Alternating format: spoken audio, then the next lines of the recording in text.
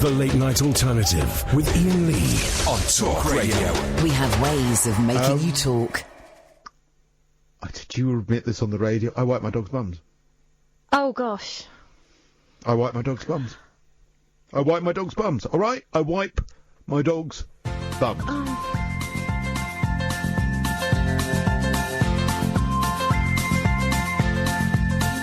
There's a voice that keeps on calling me.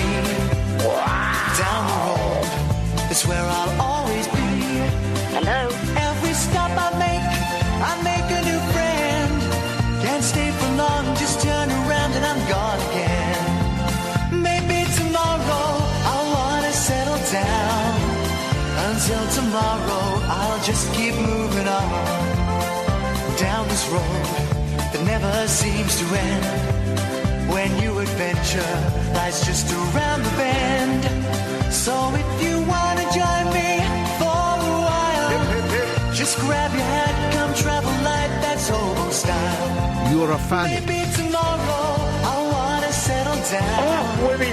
Until tomorrow, the whole world is my home. So if you wanna join me for a while, just grab your hat, come travel light, that's hobo style. What are you beating on about? Maybe tomorrow I wanna settle down. Until tomorrow, I'll just keep moving on. I wipe my dog's bums. I wipe my dog's bums, alright? I wipe my dog's bums. Hello? You're a fanny. Why does life be so unfair? Off with his head! Maybe tomorrow I wanna settle down. Until tomorrow, I'll just keep moving on. There's a world that's waiting to unfold. A brand new tale no one has ever told. We've journeyed far, but you know it won't be long. You're a fan. We're almost there and we paid our fare with a hobo song. Maybe tomorrow I'll wanna settle down. Until tomorrow I'll just keep moving on. So if you wanna join me for a while, just grab your hat, come travel light, that's hobo style. Stetson. Maybe tomorrow I'll find what I call home. Until tomorrow, you know I'm free to roam.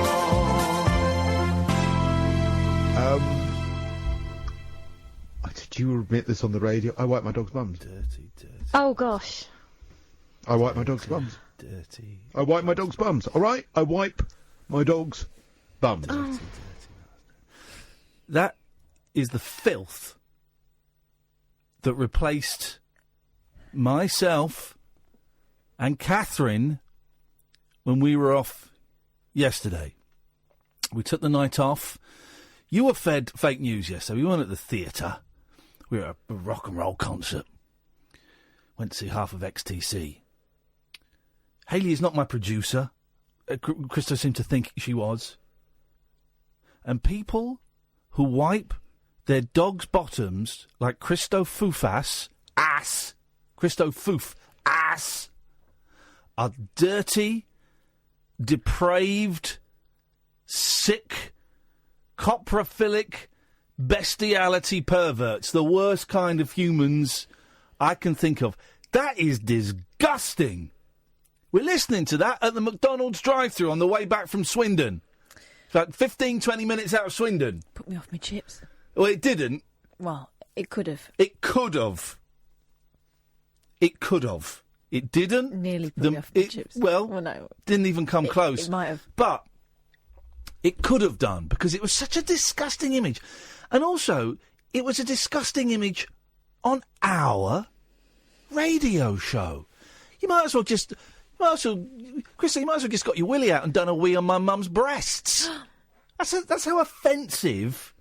I can't speak for Catherine, but legally I can't, because I have been recently, and she slapped an injunction on me. So no doubt we'll hear her opinion in a bit. Also got a document that says exactly how much airtime I have to give her, and loads. 45%. Yeah. Flipping it, but that's by the by. That's irrelevant. That's for the courts to decide, and that's happening again next Tuesday. So they have to decide that. Then that's fine.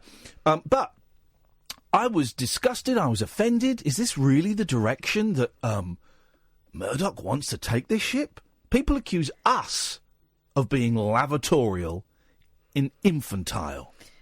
And he was talking about sex crime against a dog's bumhole? I've never interfered with a dog's bottom. No. Although we have seen... Remember in Manchester? Yeah. Tell the listeners what we saw. Well, weren't they wheeling it around? Am I imagining that? Am I putting two stories together? No, it happened. They were wheeling it around in some sort of dog pushchair. Yep. Okay, with kind of a net front to it, so that the dog could see where it was going, because Yep. that's important, apparently, when you're being wheeled around. Yep. And you've got full, perfectly working legs. Go on, carry on. They let the dog out. Yes, they did. They allowed it to squat. Yep. While it was squatting, one of them was reaching for a bag which it later transpired held wet wipes. Yep. The other one was holding a bag underneath the dog's jacksie, so Caught it. so that they could catch it. Caught it. And then they wiped its backside. They didn't just do that. They then wrapped toilet paper around their finger, and a finger was inserted and wiped around. And there was So here's the thing, right? I can only apologise to the listeners yesterday. No doubt you were morally offended by that disgusting filth from Cristo Foof ass. I'm sorry, I was offended. I was in shock. I wish I had that clip to hand. I've got to sort these clips out. I've got to sort these clips out for tomorrow. It's disgusting. That's close enough for me. I've got to sort these clips out tomorrow, because tomorrow we've got DJ Doug Pound coming on the show from Hollywood at midnight. And he's brilliant. He's a comedian and he makes short films, and I tweeted a couple of them, and he's very, very funny. He also is an editor, and if you've ever seen Tim and Eric, awesome show, he kind of invented, this innovative style of editing. I think is brilliant. But also he plays sound clips on Tim Heidecker's podcast, Office Hours, which I listen to a lot. Oh, he's that guy. He's that guy. So tomorrow I've just got to be... a biddly bong. Up to speed with my clips. Because this could be, and the debacle yesterday that was the dog bum show, has made me more determined. I want to go and work in Hollywood, California, America. Blimey! It's true. That's where I want to go. So I believe that over there you can have sex with robots. No, I totally disagree with sex with a robot. Tough! You're not invited! It's disgusting. Neither are you! So I want to get my hotkeys up to speed for tomorrow. So that's tomorrow's project, is to man up, Snowflake. Pull your socks up. Stop crying. Wipe away those baby tears. My boy had another crying thing at school today. We don't know why. And I had a little chat with him on the phone, and I asked him, is it the divorce? Is it? He said, no. I said, do you know why? He said, no, I don't. I said, did you feel better after? He said, yeah, I felt better after. I said, okay, well, that's something. I said, next, if it happens again, while it's happening, try and see if you can think about why you're doing it. My boy, my 6-year-old, just started crying a couple of days in a row at school, and we don't know why. And I spoke to him on the phone, and he sounded cool. You can't. Obviously, it's difficult to tell on the phone. I've got him this weekend, so I'll take him on his own for a bit, and we'll be reading and playing. I'll say, by the way, this crying at school. Should we talk about that? Is there anything I can do to help? But he sounded very earnest when I said, is it, because we're not living together. He said, no. And I said, is anything happening at school? Are you getting picked on? He said, no, it's not that. And he sounded very earnest, and, there was no hesitancy in those. So I believe that. But It'll come out. It'll come out. I'll beat it out of him if I have to. If that's what it takes. I'll take my belt to him. And I will get it out. I will thrash it out of him. Can I urge you to reserve that as a last resort? Start with the slipper. Thank you very much, Catherine. You see, she's good. She's good. Despite what everybody's been saying online, she's good. 0344 499 1000 is the telephone number. If you want to give us a call, you'd be very, very welcome. I've only just woken up. Oh, well, you're in for a treat. You see, when it works, it works. Did you or didn't you? Oh, where's that from? Lisa Stansfield on the Did you or BBC didn't Breakfast you? Couch. Oh. Banana. I know exactly what that was. Go That on. was when one of the presenters said that Prince had come on to her. in a disco. Oh, I don't remember. And so Lisa Stansfield asked the question that we all wanted to know the answer to. Pony. Yeah, and the answer to that was most definitely yes. So, apologies for the. By the way, if you do wipe your dog's bum, I've done it. I've done it twice when there's been a very runny bottom situation. That, of course, is fine. That's not perverted. No, because that's just manners. Exactly. Manners maketh the Manny. I think. By the way, what's happened to him? I don't know, Manny. If you're listening, maybe he's working so hard, or maybe he's working and he got money and he got drunk. Well, that cycle sometimes happens. Okay, well, I'm sure. I'm joking, Manny. I know you'll take it as the joke it is. Would like to hear from Manny. I'd like to hear from you, Manny. I was thinking about you the other day, brother. Yeah. Yeah, I think if your dog's got a very shaggy bottom, then it's got to be something you consider. But although I do know that I had a friend with a dog with a very shaggy bottom, and what she'd do was give it a number 1 all round. Just for cleanliness purposes. Okay, number 1 when you're talking about toilets is confusing. It's inappropriate. So what we're going to do. In a minute, we're going to speak to... in a minute, we're not going to speak to anyone. Oh. In a minute. 11 o'clock, we've got Gary Smart coming on. If you came to the Rabbit Hole Picture Show on Saturday, Gary Smart was the expert that we had on. He's coming on at 11. He's a cool guy. We like him a lot. He's got a lot to talk about, including documentaries and a show he's doing for Amazon Prime. So we're doing that. The Rabbit Hole Picture Show is happening again November the 25th. It's a 2 o'clock show. Although I have to say, we haven't sold very many tickets. We've sold 11. Okay. Out of 65. And it's and I know a lot of people like buying tickets nearer the date. Here's the thing: if we don't sell a shed load more tickets, we'll have to cancel it in the next 10 days. We're going to have to cancel it. We're going to have to cancel it. Maybe it's a bridge too far. And it's fine. Hey, never be embarrassed to fail. And if we have to cancel it, we have to cancel it. But we need to sell. We need to sell a load more tickets in the next 10 days. Otherwise, we've got to knock it on the head. So, guys. Those, if you want to come along, you'd be very welcome. It's only £8. You get to see American Movie, which is a great documentary.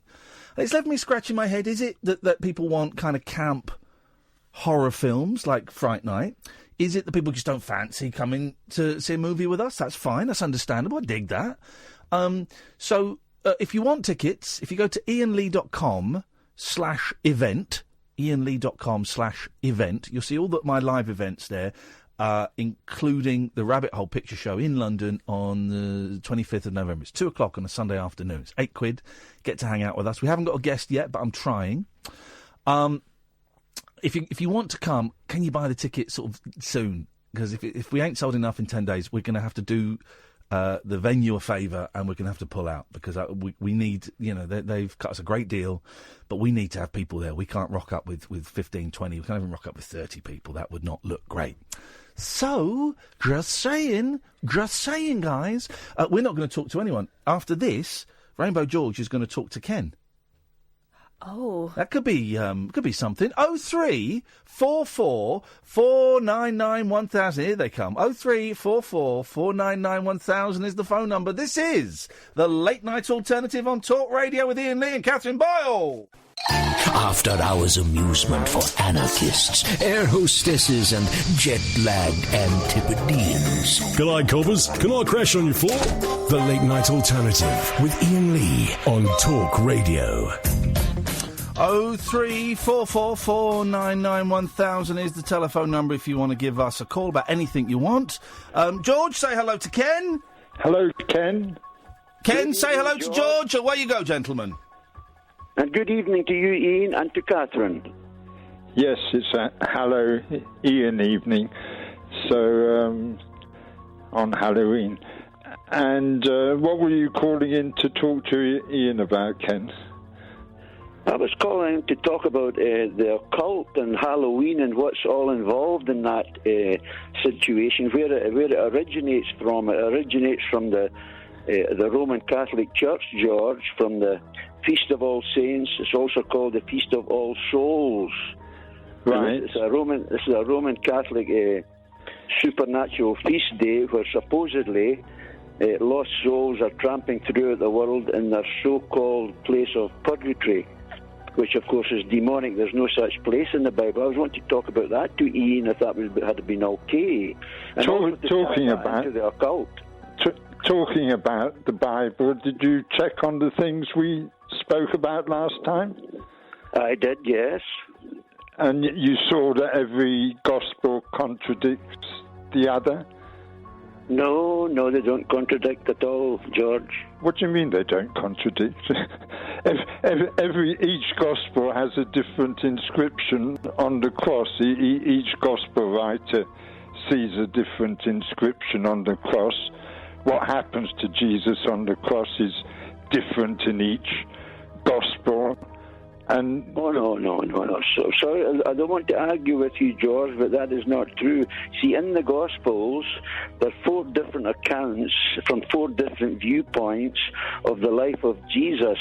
So what is actually termed as contradictions are actually just different viewpoints. For example, if you are watching a murder take place, and you and I are watching a murder, and suppose you, me, and Iain and Catherine are watching a murder take place, the police would come and ask us all for our individual testimony. Now, they might vary in some instances, but from different angles, but the same truth would come forward that some man was killed and we observed the killing. Each gospel contradicts the other. The first gospel was written about 30 years after these events were supposed to have happened. And I find it astonishing that you can't see that it's all a myth with a deeper meaning, that there's not an iota of proof that Jesus ever existed, and I really find it astonishing and bewildering that someone who reads the Bible can't. Well, that's your choice, George. If you don't want to believe in Jesus or believe what the words are taught in the Bible, that's your choice. That's the choice of most of the mankind, actually. But all I can say to you is this, from my understanding and experience, when I read the Bible and began to pray and ask God to give me understanding of who Jesus was... Jesus said you do not need to pray. Well, listen, just let me tell you, George, then you can come back if you want. When I actually began to call upon the name of Jesus and ask for help, something actually happened.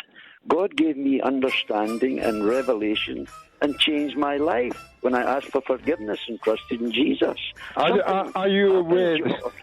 Are you aware that the name of Jesus never existed till about 400 years ago when the letter J came into the English alphabet? Well, there's no point of us arguing about this much further, George. Would you like to discuss about Halloween and the occult? Would you like to talk about that? I don't mind. I don't mind. This time, 42 years ago, I found myself involved in the occult, and I was made to suppose myself to be in telepathic communication with a friend of mine who had died a few years earlier. Yes. And he guided me to read the 66 books that make up the King James Bible and read it in a very different way, and to see the truth behind all the myths in Old Testament and New Testament scripture. Well, George, here's something maybe to consider, and I've checked this all out thoroughly. By the grace of God, I've been a born-again Christian for 37 years, but I've checked out the prophecies in the Bible. 27% of the Bible contain predictive texts, prophecies. And the wonder is, the fulfillment of these prophecies has been up to date, up till this present time, have been 100% accurate and in detail. Now, when I began to study that all out and check that out, I realized that the prophets who wrote that, they couldn't have had that knowledge. The knowledge they had, which they wrote down in the Bible, had to come from another source, and that source is the Holy Spirit. And who is the false prophet, if not Jesus? Because in Matthew, Mark, and Luke, he prophesies that he's going to return in great splendor while the generation he's speaking to would still be around. And now, 2,000 years later, he still hasn't returned. So Jesus is clearly the false prophet. No, I appreciate your understanding of that, George. However, Jesus, that's in Matthew chapter 24. Jesus speaks about specific events which are coming in the future, and he says the generation which sees these things develop and take place, No, he doesn't. specific generation, No, he see doesn't. his return. No, he doesn't. He says yes, says he does. many of this generation will still be alive when I return in great splendour, and that's in Matthew, Mark, and Luke. No, that's near. I'm sorry, George. You're misquoting not accurately here. The Bible teaches that when Jesus comes, every eye will see him. But listen, getting back to the occult here, what do you think about for example, the situation of the international occult terrorists?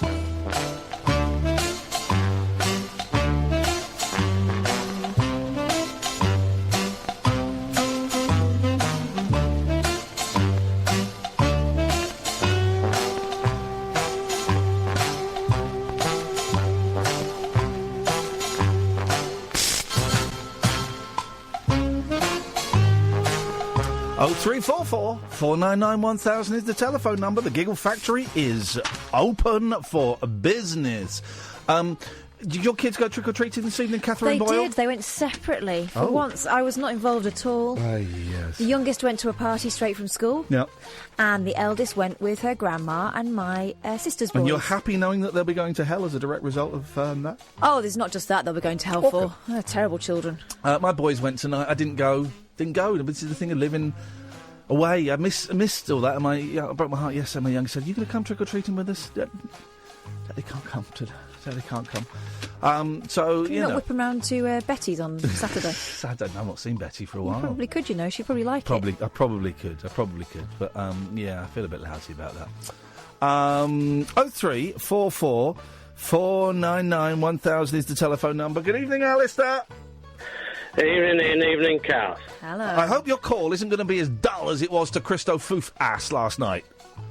Well, you heard that. That was pretty good. No, it wasn't. It was awful. We came out of one of the most joyous experiences ever, seeing half of XTC playing songs such as Ball and Chain, Making Plans for Nigel, and Statue of Liberty. And then we got in the car and you're droning on. Okay, well, that's your view. That is my view. As a professional, award-winning broadcaster, my view is worth 10 times that of yours. Thank you. Anyway, the reason I'm ringing tonight was because, unfortunately, I can't make your London movie shows because of the fact I live in Lincolnshire. That will do it. That'll do it. Hard for me to get there, but I did watch American Movie today. It's good, isn't it? And I'd just say I'd like to recommend it that people should go to your show and watch it because it's absolutely hilarious in places. It's very sad in places.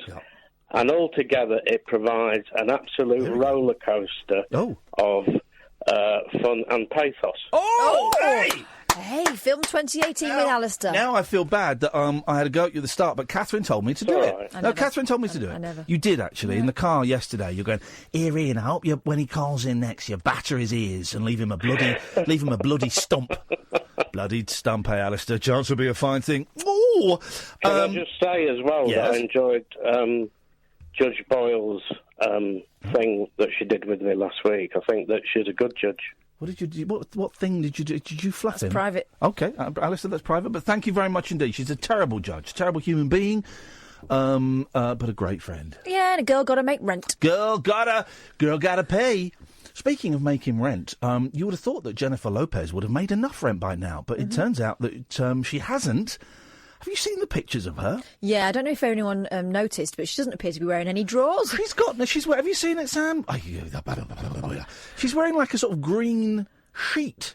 Yeah, with a hole in it. Like, if your mum made you a really rubbish fancy dress costume. I can see her boobs. I can see her butt. I can imagine her wage. It really is. And you think that she's... It says she's 49, but she's been 49 for ages. No, she won't be 49. She's not 4 years older than me. I had a moment today. I had several moments today. God, coming off these pills is doing my nut in. Honestly, today I was. I'm going to say this. Can I say this? Yes. Yeah, Can I say it? Today I was really thinking about killing myself. I was thinking about it. I wasn't going to do it. I wasn't going to act on it. But I was just sat there, looking at a picture of my boys and thinking, I'm going to kill myself. I wasn't going to do it, but I was just thinking that was actually it seemed like a really sensible option. So instead I went to bed. Going to bed at 2:00 in the afternoon, 2:10 it was the safest option. Honestly, coming off these pills, and you've seen it because you came round to look after me, man. God bless you for that. It's knocking me for 7. It tells lies, is what it does. Tell me lies, tell me sweet little lies. Tell me lies. It's completely sent me a rocking and a rolling, a rocking and a reeling. But having looked at if you look online and look up like venlafaxine withdrawal, you will see that it's a really common experience, but it feels like it's driving you nuts. But here's the thing, right? If I didn't have the kids, if I didn't have you as a friend, and if I didn't have to come to work today, right? Imagine those 3 things were gone. So I was a lonelier soul than I am. And that feeling today of being suicidal was a proper dark. I think killing myself is going to be the right thing to do. It was a proper dark vibe. If I hadn't have had the holy trinity of idiots, idiot, and job, I can see how people do it. Mm-hmm. I can see how people could do it because it was like, well, what else is there? Okay, I've got to go to bed. And they say one of the side effects of taking antidepressants can be, get this, guys, suicidal feelings. Taking antidepressants can make you feel suicidal. There are stats out there. I don't know what the stats are. There are stats of people, primarily young people, I think, who get put on, and there are some, I don't want to say which drugs I think, so I'll probably get it wrong, but there are some drugs, one of which I think I've been on at some point. There are some drugs where there is a higher instance of people killing themselves than other drugs. But is that because of the chemicals involved? Yeah. Or is it because when people go to the doctor and get given these things, they assume that they're going to feel better straight away, and so when they don't... No, it's the chemicals involved. Right. It's a combination of both, of course. But it's the chemicals involved. The chemical change can make you feel suicidal. So you could go in feeling depressed and anxious, but not necessarily suicidal. You get this certain pill. It's a pill that I took that I didn't really get on with, I think. And it can make you cross that line into killing yourself. There are stats on it. I'll dig up the stats at some point. I'll find them. It'll be a fun read, won't it? And if you've got a good doctor, a good psych, they will say. My doctor told me that. And if you read in the little booklet, no one reads the little booklet that comes, but I do. I like to because Jesus, we're screwed. It says it in there. But I didn't know coming off them would make you feel like. Yeah. But yeah, if I didn't have you and the kids and work, and I was living a lonely life of not really seeing people, I could have killed myself today. I could have done it. Isn't that? I mean, that's crazy. I'm feeling, and right now I feel lousy. I feel physically sick. I was shaking earlier on because I hadn't eaten enough, so I just went and had about 6 chocolate bars to get some sugar. I've got Coke on the go because I need a bit of sugar. And I kind of feel all right. I feel flat, but I feel flat. I mean, I was just out there in the office crying, have a little crying. Cass, can I have a hug? I'm crying. I feel really snappy, and I've warned you that I'm snappy, and that, no, not even snappy, argumentative. I can feel that subsiding a bit now we're in here. But I didn't want to talk to you out there, because if you'd have said something, I'd have told you to F off. And I can feel that. I mean, I was thinking, we should say something so I can tell her to F off. But I was also well enough to know, and I'm aware enough. I'm doing my step 1 again in NA. I'm aware enough to know that it wasn't real, that it wasn't my actual thoughts. It was thoughts I was having. They were real, but they were coming from a chemical place, as opposed to coming from something. So that's that. I feel embarrassed telling you this. But why do you feel embarrassed? No, that it's important that you tell me. I'm going to start crying. I swear to God, I'm all over the place. Is this someone said, right? I don't know if this... I don't know. A woman tweeted me and said, oh, God, it sounds like the menopause. Is that what the menopause is like for women? It's an I don't know, I'm not there yet. No, I know, but I remember my mum being terribly difficult to get along with. Yeah. And you know what I'm like? There's 1 or 2 days a month where I'm irrational, and I know I'm doing it, and I know that it's coming from... It doesn't feel like it's... I know that it's not someone else's fault. I just feel furious, and it's a bit like... payday. It's a bit. It's a bit like. Do you remember when you were a teenager and you'd go off on your mum? Yeah. And you realised you were being an arse and you Yeah. didn't know where it came from, but you just felt furious. It was that. Yeah. And I get that like once a month. 0344 499 1000. Skip that trail. Skip it, because we got a load of calls. Let's go to John in Highbury. Good evening, John. Hi, John. Hi, Ian. Sorry. Hello, John. Can you hear me? Yeah, I can hear you. You said before... John, you're on the radio. Can you hear us? You're breaking up a bit, John. No, I can hear you loud and clear. I can't hear John. What do we do? Can you hear me? Which John is it? It's John in Highbury. John, can you hear us, John? Yes, I can. Let me just try on this different line. Sometimes if I swap it to another line, it works. John, is that any better, mate? Can you hear us? I can hear you. Can you... You're breaking up. Can you go... I don't know if you could go and stand by a window or... could you move slightly, because we are struggling to hear you? Can you hear me now? John. Yeah, can you hear me now? I think we've lost John. Okay. Maybe we'll try John a bit later on. Just try one more. John, can you hear us? Yes, Let's go to Simon. Good evening, Simon. Hiya, Ian. Hiya, Kath. Hey, Simon. Hey, Simon. What a surprise. We can hear you loud and clear. You've got a great line. Oh, brilliant. I couldn't hear him either. Great to have you back. Last night. Come on now. Did you hear much of the show last night? Now, listen, I don't want you to be rude about other people, but if you phone up to talk about bum wiping of dogs, then be as rude as you want, because that was filth. That was like listening to animal pornography. I think it was an excuse last night with Cristo on for everybody to come out. We had Andre with his jokes and his puns. Andre's not phoned us for like 6 months. No, and he phoned up last night. Yes, Simon from the New Forest with the most bizarre ghost story, which could never have been true. Yeah, we heard Nigel, full chapter and verse, and he still hasn't been to Citizens' Advice. Yeah. At least he didn't sing Carrickfergus. So I thought that was going to happen. Just remind us. So Simon from New Forest, he told a spooky story, and you didn't buy a word of it. He started off the story by saying, "You don't have to believe me on this," and it ended with somebody's head on top of a car or something. It was just bizarre. Wasn't that Andre? That was Andre's. No, that was Simon. No, that was Andre. Well, let's ask him. Simon? Yeah. No, it definitely wasn't mine. Mine was the real story, and it didn't end up with a head on top of a car. That was Andre. No, yours was a story about a messy bedroom. It was. Ah, sorry. And then at 12:45... But hang on a minute. Hang on a minute. The Wonderworld ring in. Hang on a minute. You can't get... Simon 1, you can't get... You said that Simon 2's story was untrue, and then you've just then you've attributed another caller's story to... You need to apologise to Simon 2 immediately, even though me and Kath heard Simon 2's story and we thought it was bullshine. Simon 2, I'm very sorry. I forgot yours was the one about the girl in the room, the bed hadn't been slept in. It was Andre's was the other one. I apologise. It'll never happen again. Ian and Kath is allowed to accuse me of anything, but you're not. No. So, apology accepted.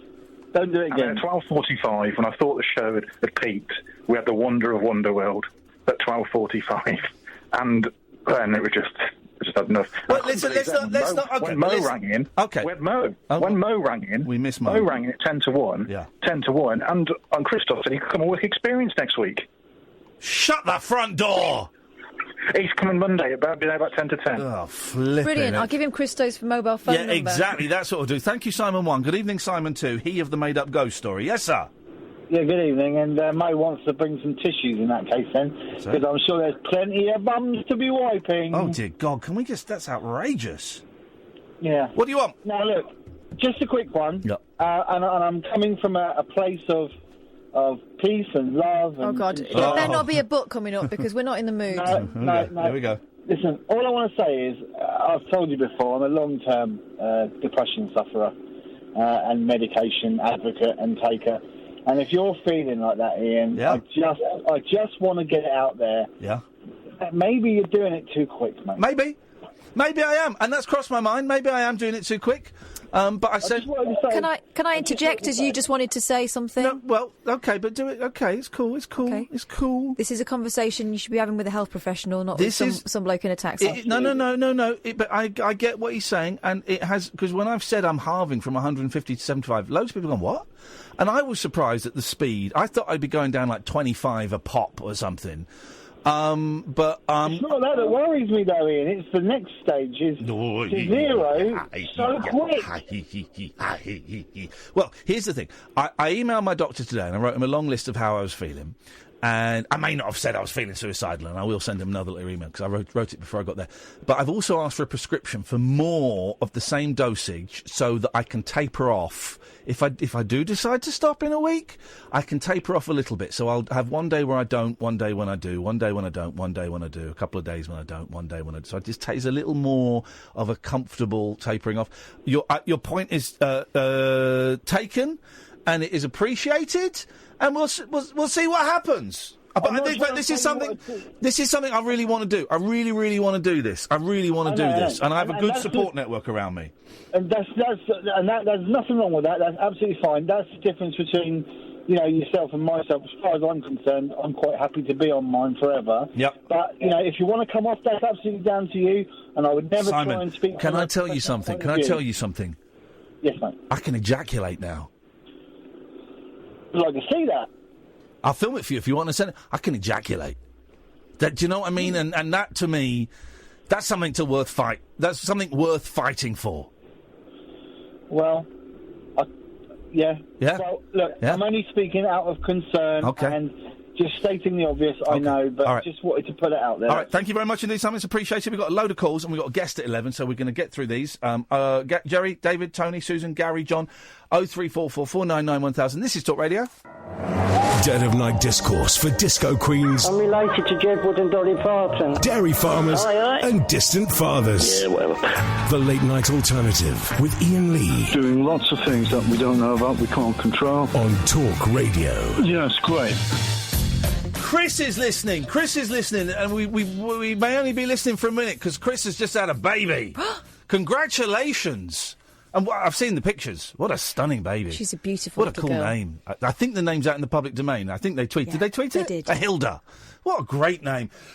So I was so thrilled last night to get your text, Chris. So best of luck and lots of love to you and to Jenny and to Hilda, and can't wait to meet her. Oh, she's adorable. You forget how tiny they are. It's like a handful. Yeah. Literally a handful. That's it. Your hand and a little bit on the wrist. You can hold them like that.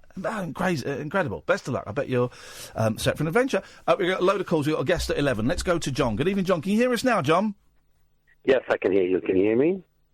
What is going on with this line, man? John, can you hear us, please? Yeah, you should have done it. Can you hear me now? Sam could you hear him when you spoke to him on the phone? He sounded all right, did he? Because I can't.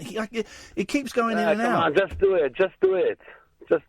John, if you can hear us, John, can you maybe? Yeah, you can hear me. You stand somewhere high? Pull the trigger. Come on, pull the trigger. Can you stand somewhere high, John? Could you get near a window or something? You can hear me loud and clear. Because I can't hear anything that you're saying. You should have done it, man. Can't hear anything that you're saying. You're destined. Hello, John. You're destined for it. Hello, You should have John. done it. Hello, John. Just do it, man. Just do it. John, can't hear Rather you. than slow. John, can't hear you. Hello, John. No, we've lost John. Okay, that's a shame. We'll try and get John back because I think he has something interesting to say about suicide. Let's go to Susan. Good evening, Susan. Oh, hello, Iain. Good evening, Susan. Yeah, I've got a spooky thing to tell you about. Yes, mate. Well, in August, I was fortunate enough to go to a location in Essex. Yes. Which is empty now. Yeah. But it was rumoured, this is what I was told, by people that have been in this place, that they used to hear talking like hello, goodbye, that sort of thing, and it used to get very cold, that sort of thing. Anyway, it's been closed for a while now. Hello? Hello? Hello? Hello? Am I talking to myself here? Where's Ian? Are you real? Yep, I am. Just shut it, pal. I've done a little garden. Hello? Yes? Where's Ian? A guzzler. I want to talk to Ian. Are you real? Hello? Who's that? Susan. Who, you? Yeah. Oh, God. Did we get a word in Edgware here? I just wanted to tell Ian about the thing, the haunted thing. What are you beefing on about?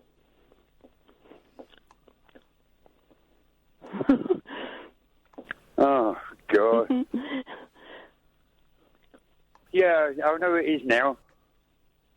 Okay. Go on, Susan. Talk Sorry, to us. it's Yeah, all right, so I don't know it's what okay. happened there. Sorry. Yeah, no, I don't know what happened there. No, but it wasn't a bit funny. anyway, Something's wrong with the computer. I went along to this place with 2 other people. Yeah. And it was during the daytime. Anyway, I went round doing some ghost hunting there, but I took pictures on my phone. I just took normal pictures. I couldn't see anything, right? Yeah. Later that day, I checked through and I said, oh, there's actually a figure. Well, it looks like a figure. It's solid looking on the picture. I have to tell you, if you're talking about spooky pictures, then expect no sympathy from Catherine, because she will poo-poo you. I've taken a spooky picture, which I'm adamant I took, and she pretty much the whole journey home last night, when we weren't gobsmacked at the filth that was coming out of Cristo Foof Ass's mouth, we were arguing about this picture I took in Japan. There's no argument. The difference about this one is it's real. That it was empty. Yeah. This place is empty. Yeah, so was mine. Yes. Okay, I'd love to see both pictures. No chairs Can I or see anything in this place. Anyone hear me? I'd love to see both pictures before I make a decision. Unfortunately, I'm not good at sending from my phone. Oh. But what I'm going to do is, Yes. I'm going to get it. My husband's. We're going to go into Asda. What? They do these where you can get a photograph. Can you not just email it from your phone? I've got an old second-hand phone now because my brand new one got ruined. Yes, I bet. And I'm terrible with anything like that. I'm only very basic, unfortunately, with these sort of things. Well, but I'm going to get the pictures done. Yeah. But it's very clear. But all I'm saying is, at the time, I was just taking pictures. I couldn't see anything at the time. And it's quite spooky. I believe you. I've taken a similar picture, and one of my best mates don't believe me, but it's true. You do get that, unfortunately. Yeah, you do. And also, the picture was taken by one of the BBC's top broadcast journalists, and yet that's not. And she saw it, and yet that's not good enough for one of my best mates. I haven't seen it. Exactly. Susan, it's nice to talk to you. I look forward to seeing your picture, Susan. Yeah, I will get it posted anyway. I hope you'll be able to see it. Thank you very much indeed. Let's go to Amy. Good evening, Amy. Oh, hi, Ian and Kath. It's Amy. Hi. Well, I know it's right. Is it Amy that we met the other day? It is. It's Amy we met the other day. How you doing, Amy? I'm okay. This is only the second time I've ever called in, so I'm a little bit nervous still. Okay. And I sent you an email, and I haven't heard back, and so I got really paranoid that I'd annoyed you on Sunday or something. On Saturday. No. Here we go. Let me check my emails. The first thing. Look at that. Listen, you need to let the annoyance go, because here it is. Hi, Ian. The annoying hiya would have been me last. You're not annoying. It was lovely. It was lovely to meet you. Here's the thing. I very rarely reply to emails because I get loads, and also quite often if I'm going to reply to an email, I think because I'll get them on my phone. I go, that one needs a little bit of thought. I'll reply to it later, and then I never do. So it's either I either didn't reply because I never do, or because I meant to but I didn't. If it was Sunday, you went out Sunday anyway. It was Sunday. Let's read this. Hi, Ian. The annoying hiya would have been me last night. Ha! Just want to say a massive thank you to yourself and Catherine. For last night. I really let myself down on Friday night with the drink.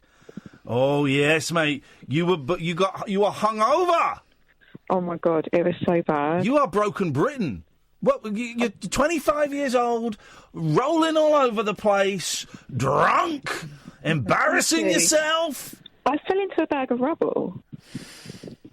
There we go. Can someone clip that and put that in the new trail for this show? A young woman saying, I fell into a bag of rubble. That's better than I'm related to Dolly Parton and Jedward. You fell into rubble? Yeah, I don't know how. I've got a really bad cut up leg and it's all bruised. And then when I asked people, they were like, "Oh yeah, when you was on your way to your cab, you just fell into a bag of rubble." Yeah, well, you're an idiot. But that's what it's all about. I think I might have tried to sleep in a skip once, so these things happen. Yes, you can come. Yes, your name is on the door for the game show. Oh, really? No, it was the other show. Was it the other show? It was the second show. Your name is on the door for the other show.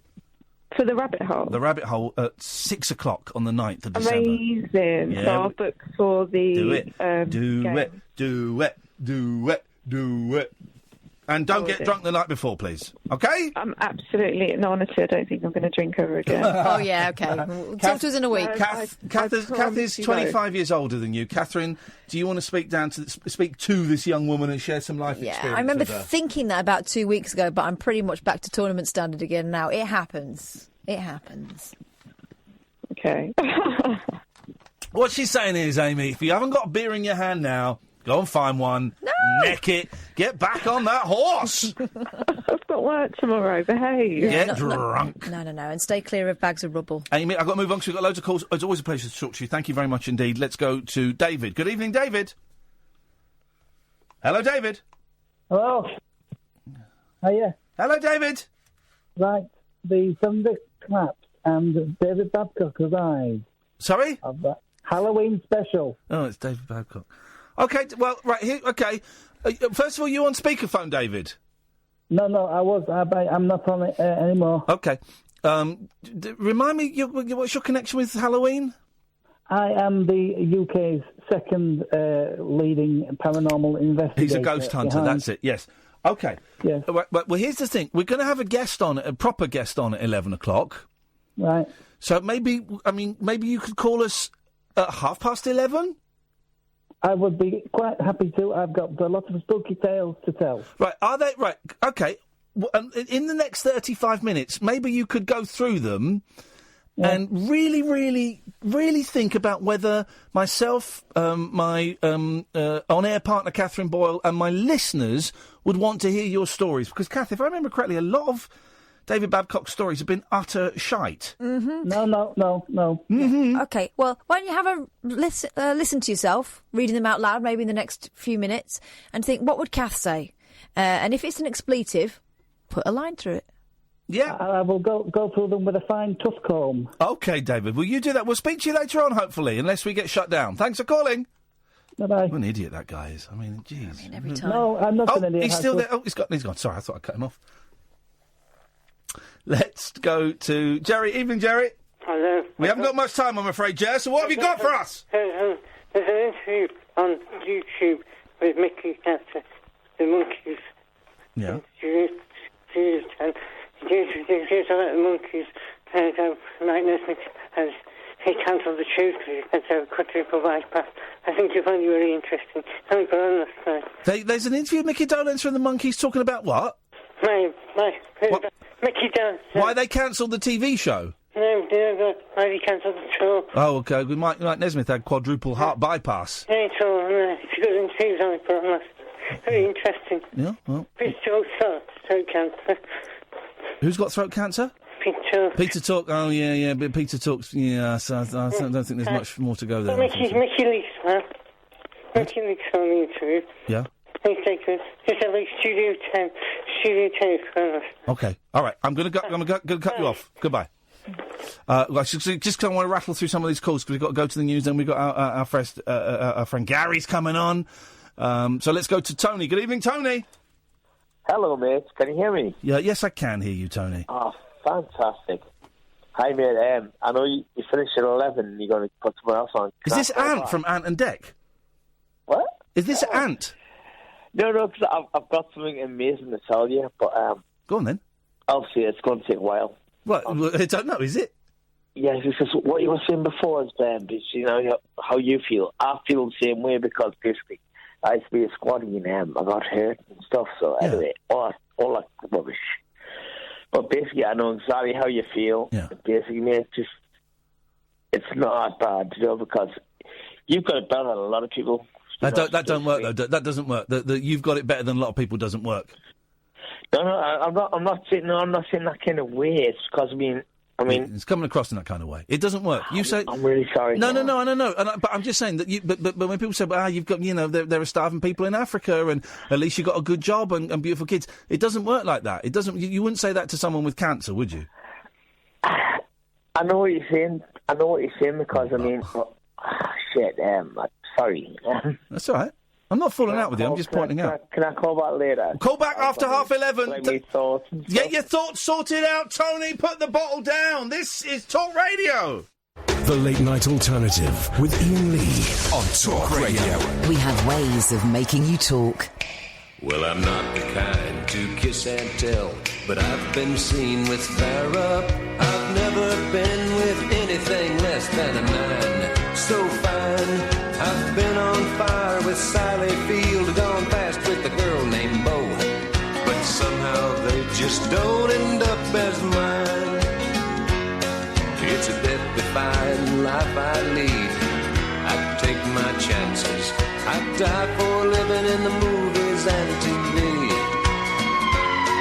But the hardest thing I ever do is watch my leading ladies kiss some other guy while I'm bandaging my knee. I might fall from a tall building, I might roll a brand new car, 'cause I'm the unknown stuntman that made Redford such a star.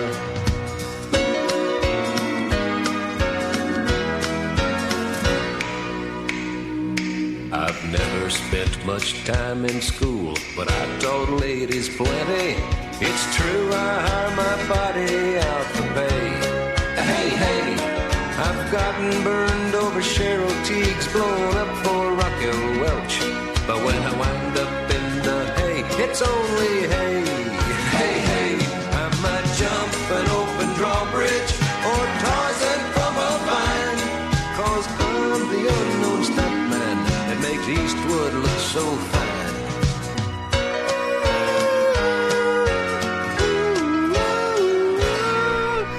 03444991000. So we did our first Rabbit Hole Picture Show on Saturday, maybe our last. And we showed Fright Night. The second movie, we're showing American Movie. And a few people are saying, oh, maybe that movie's too cult. But, and I'm not taking it anyway as criticism at all. Maybe that movie's too cult. Maybe you need something a little bit more mainstream. But then if it was more mainstream, we wouldn't want to do it, would we? And that's the thing. If I want it to work on our terms, and if it doesn't work on our terms, then I don't know about you, Catherine, but I don't really want to do it. No, there's no point. If everyone's got it on DVD already, Yeah. what's the point in coming out? Yeah, so we're having to think about it. We've not sold many tickets for the second one. We've got a few weeks to go, and if we don't sell a shed load more tickets in 10 days, we'll knock it on the head and go, well, that was a cool idea, but maybe we're spreading ourselves too thin. We're doing a lot of live shows at the moment. Maybe that vibe wasn't right. I remember Pip, Scribier's Pip, saying it was really tough. He ran a movie night and he said he had to knock it on the head because people online and Facebook were very enthusiastic about it, but then no one bought tickets. Yeah. And so we'll see how it goes. And I get what people are saying about balance between mainstream and cool cult, but I don't want to show mainstream movies. I don't think Fright Night was mainstream. I think that was cool cult. I'd call that. But there's no point. Yeah, we could have shown Ghostbusters. Yeah. But we didn't for a reason. So we'll see. If it doesn't work, don't work. I'll be disappointed, but we had a good go, and we've still got other things that we can do. And so anyway. So on Saturday we did the first one, and it was a roaring success, and we showed the brilliant Fright Night 1985 version. And we were kind of thinking, well, who do we get as a guest? And then our good friend Graham at the Burnt Church Film Club in Glasgow said, you've got to get Gary Smart down there. I'm thinking, who the hell's this Gary Smart character? So you've got to get Gary Smart. He made the documentary about Fright Night, which coincidentally someone had sent me a little review of ages and ages ago, so I was aware of it. And so I did a little bit of digging around, and I found that this Gary Smart was legit. And so we invited him down, and he did a little Q&A. We had a little interview with us, and then a Q&A afterwards, and he gave away some DVDs. Blu-rays. Yeah, careful. Careful! Blu-rays, not DVDs. And he was a nice guy. And he's doing loads and loads of other projects. And I just was I thought we'd get him on to kind of chat about all these projects he's got going, including a couple that are on Amazon Prime and things. But also, I want to know how he... Well, let's just get him on. We've got Gary Smarts here. Evening, Gary! Hello, you okay? All right. I have to apologise to you, mano a mano, because on Saturday night, me and Catherine were Barry Big Balls, and we're like, "Oh, you're in London on Tuesday? Come down, come to the studio on Tuesday. Come in, man. You sit in with us. Sit in with us." And then at the weekend, or Monday, I think it might have been, it dawned on me, We're not in on Tuesday. Well, in our defence, it's like the first night we've had off in ages. We never take a night off. Certainly never take a night off together. And so sorry, mate. I do apologise. Yeah, it's not good enough. But anyway, I forgive you. Thank you, man. I appreciate it. Hey, listen, it was nice to meet you the other day. Let's talk about the... By the way, if you want to phone in and speak to Gary, they won't, Gary, because they're lazy slackers. 0344 499 1000. Let's talk about the Fright Night documentary, You're So Cool, Brewster, which you very kindly brought a handful in to give away. Someone one of the people, I think it was Peter, who sat in the front row and got one of the Blu-rays, tweeted, "Bloody hell, this documentary's 3 hours long." and it was. This is the joy of this, right? This isn't your job. You want it to be your job, but you've got a proper job at the moment. But these are proper. You put a lot of work and love into these films, don't you? How long did it take you to make a 3-hour documentary about Fright Night 1 and 2? Oh, well, the whole process, probably about a year. We went to the States for 3 weeks and interviewed about 40 people from the film. Yeah. And then the biggest ball ache, to be honest, is the post-production of it. So, obviously, because we're independent, we have to obviously rely on people's goodwill. So we have a great editor called Eastwood who's working for us. Then you have to get it scored and colour graded and then find all these images as well. Because one thing we don't want to do, obviously, is have a documentary without any images. So that was kind of a real kind of like quest to try and find as much behind-the-scenes footage and photographs as you possibly could. It's about a year in total. Do you know, I thought you were going to say like 3 or 4 years. A year for a 3-hour documentary, mate. That ain't bad. There are TV companies that take longer to knock that stuff together. Yeah, well, the last one we've been working on, RoboCop and Pennywise, that's taken a little bit longer than we expected because obviously how big they are. But yeah, I got Neil with me. Neil's my co-writer. And we've been working, obviously, on some projects. And with Fright Night, Neil wrote all the stuff about Peter Vincent. So we kind of recreated Peter Vincent as well. Right. For us basically to host the show. And that took about 3 or 4 months as well to get that off the ground as well. But yeah, so it really, I mean, Fright Night was a bit easier. I think on Saturday night, it was a little bit easier to get Tom Holland on board, not Spider-Man. The director of the movie. Yeah, not the new Spider-Man. No. So having him on board made it a lot easier for us. But when you haven't got that kind of direct link with the director, it's a little bit more difficult. You've got to spend a lot more time searching for material. Yeah. Is that a smoke alarm in the background? I can hear? Everyone's got problems. Is that a smoke alarm I can hear? Not here, no. Okay. I'm a little bit paranoid, guys, because we've got so many callers who haven't changed the battery. Sally is the worst one, but there are others. She's got all the uses for her batteries. This is the problem. There's people who haven't changed their smoke alarm battery, so there's this constant pinging in the background, and it's flipping driving me nuts. That's Gary's pacemaker. Yeah. That will be what it'll be. All right, so the first one, remind me what the first one was. The first one was called Leviathan, The Story of Hellraiser and Hellbound. Hellraiser 2. That was 9 hours long. Mate, come on now. Okay, so were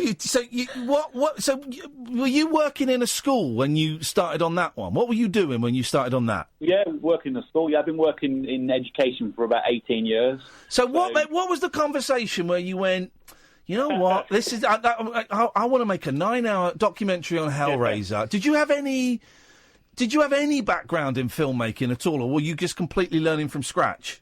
No, I'd written a book in 2010 on the film The Return of the Living Dead with a guy called Christian Sellers. Yeah. And we wrote that book. That was basically building up interviews and whatnot, obviously, and it was obviously a little bit easier because it was a book form. Yeah. But then I was asked to write a documentary on the same film for an American company and a producer called Tommy Hudson. Now, Tommy Hudson's quite well known for doing the Nightmare on Elm Street documentary, Friday the 13th. They're quite popular ones. So he asked me to write the documentary on Return of the Living Dead. And it was quite easy, to be honest, because I'd already done the book, so it was quite straightforward for me to do. Yeah. But by doing that, I kind of learned how to do the kind of script edits and the narrative structures once you have the transcribes done. So it was kind of, we did some events in Birmingham, some screenings of some films, and one of them being Hellraiser. And I kind of thought, no one's ever done one on Hellraiser before, a documentary. It's a British film, technically. It's filmed here, British crew, British cast. Let's just try it, and it kind of snowballed into this big project, really. That's how it happened. So you invited all the cast there, didn't you? That's where you met the cast. Yeah. So we had the cast that come down for Q&A, and that's how it kind of snowballed, really. But it kind of, if you know a bit about film, you can start, you've got the foundations ready to do a doc. And other casts for these films, are they generally... Well, you mentioned this the other night. Normally, it's like the big star is the one that's a little bit reluctant. The rest of them, they must be thrilled that someone wants to talk about a movie they made 25, 30 years ago. I mean, that's the expectation, people sometimes, they want to talk about this film, and they're really privileged to talk about it as well. I mean, the big thing, what we talked about the other night about the convention circuit, that kind of affects you a little bit, because obviously now these kind of B-movie stars and cult horror stars have become really famous for going to conventions and charging for autographs and photographs. So, when we did Leviathan, conventions are quite big, but now they're getting ridiculous now, conventions are. But the funny thing for us, when some of the docs we've done, people who we found in those docs have never done conventions before, and now we're doing conventions because of our documentaries. Oh, so you introduced them to the let's be honest, very lucrative world of conventions. Yeah, and that's happened quite a few times for us recently, that some people had never done a convention before and didn't even know anything about how big their film was. Now suddenly are signed by convention kind of organisers.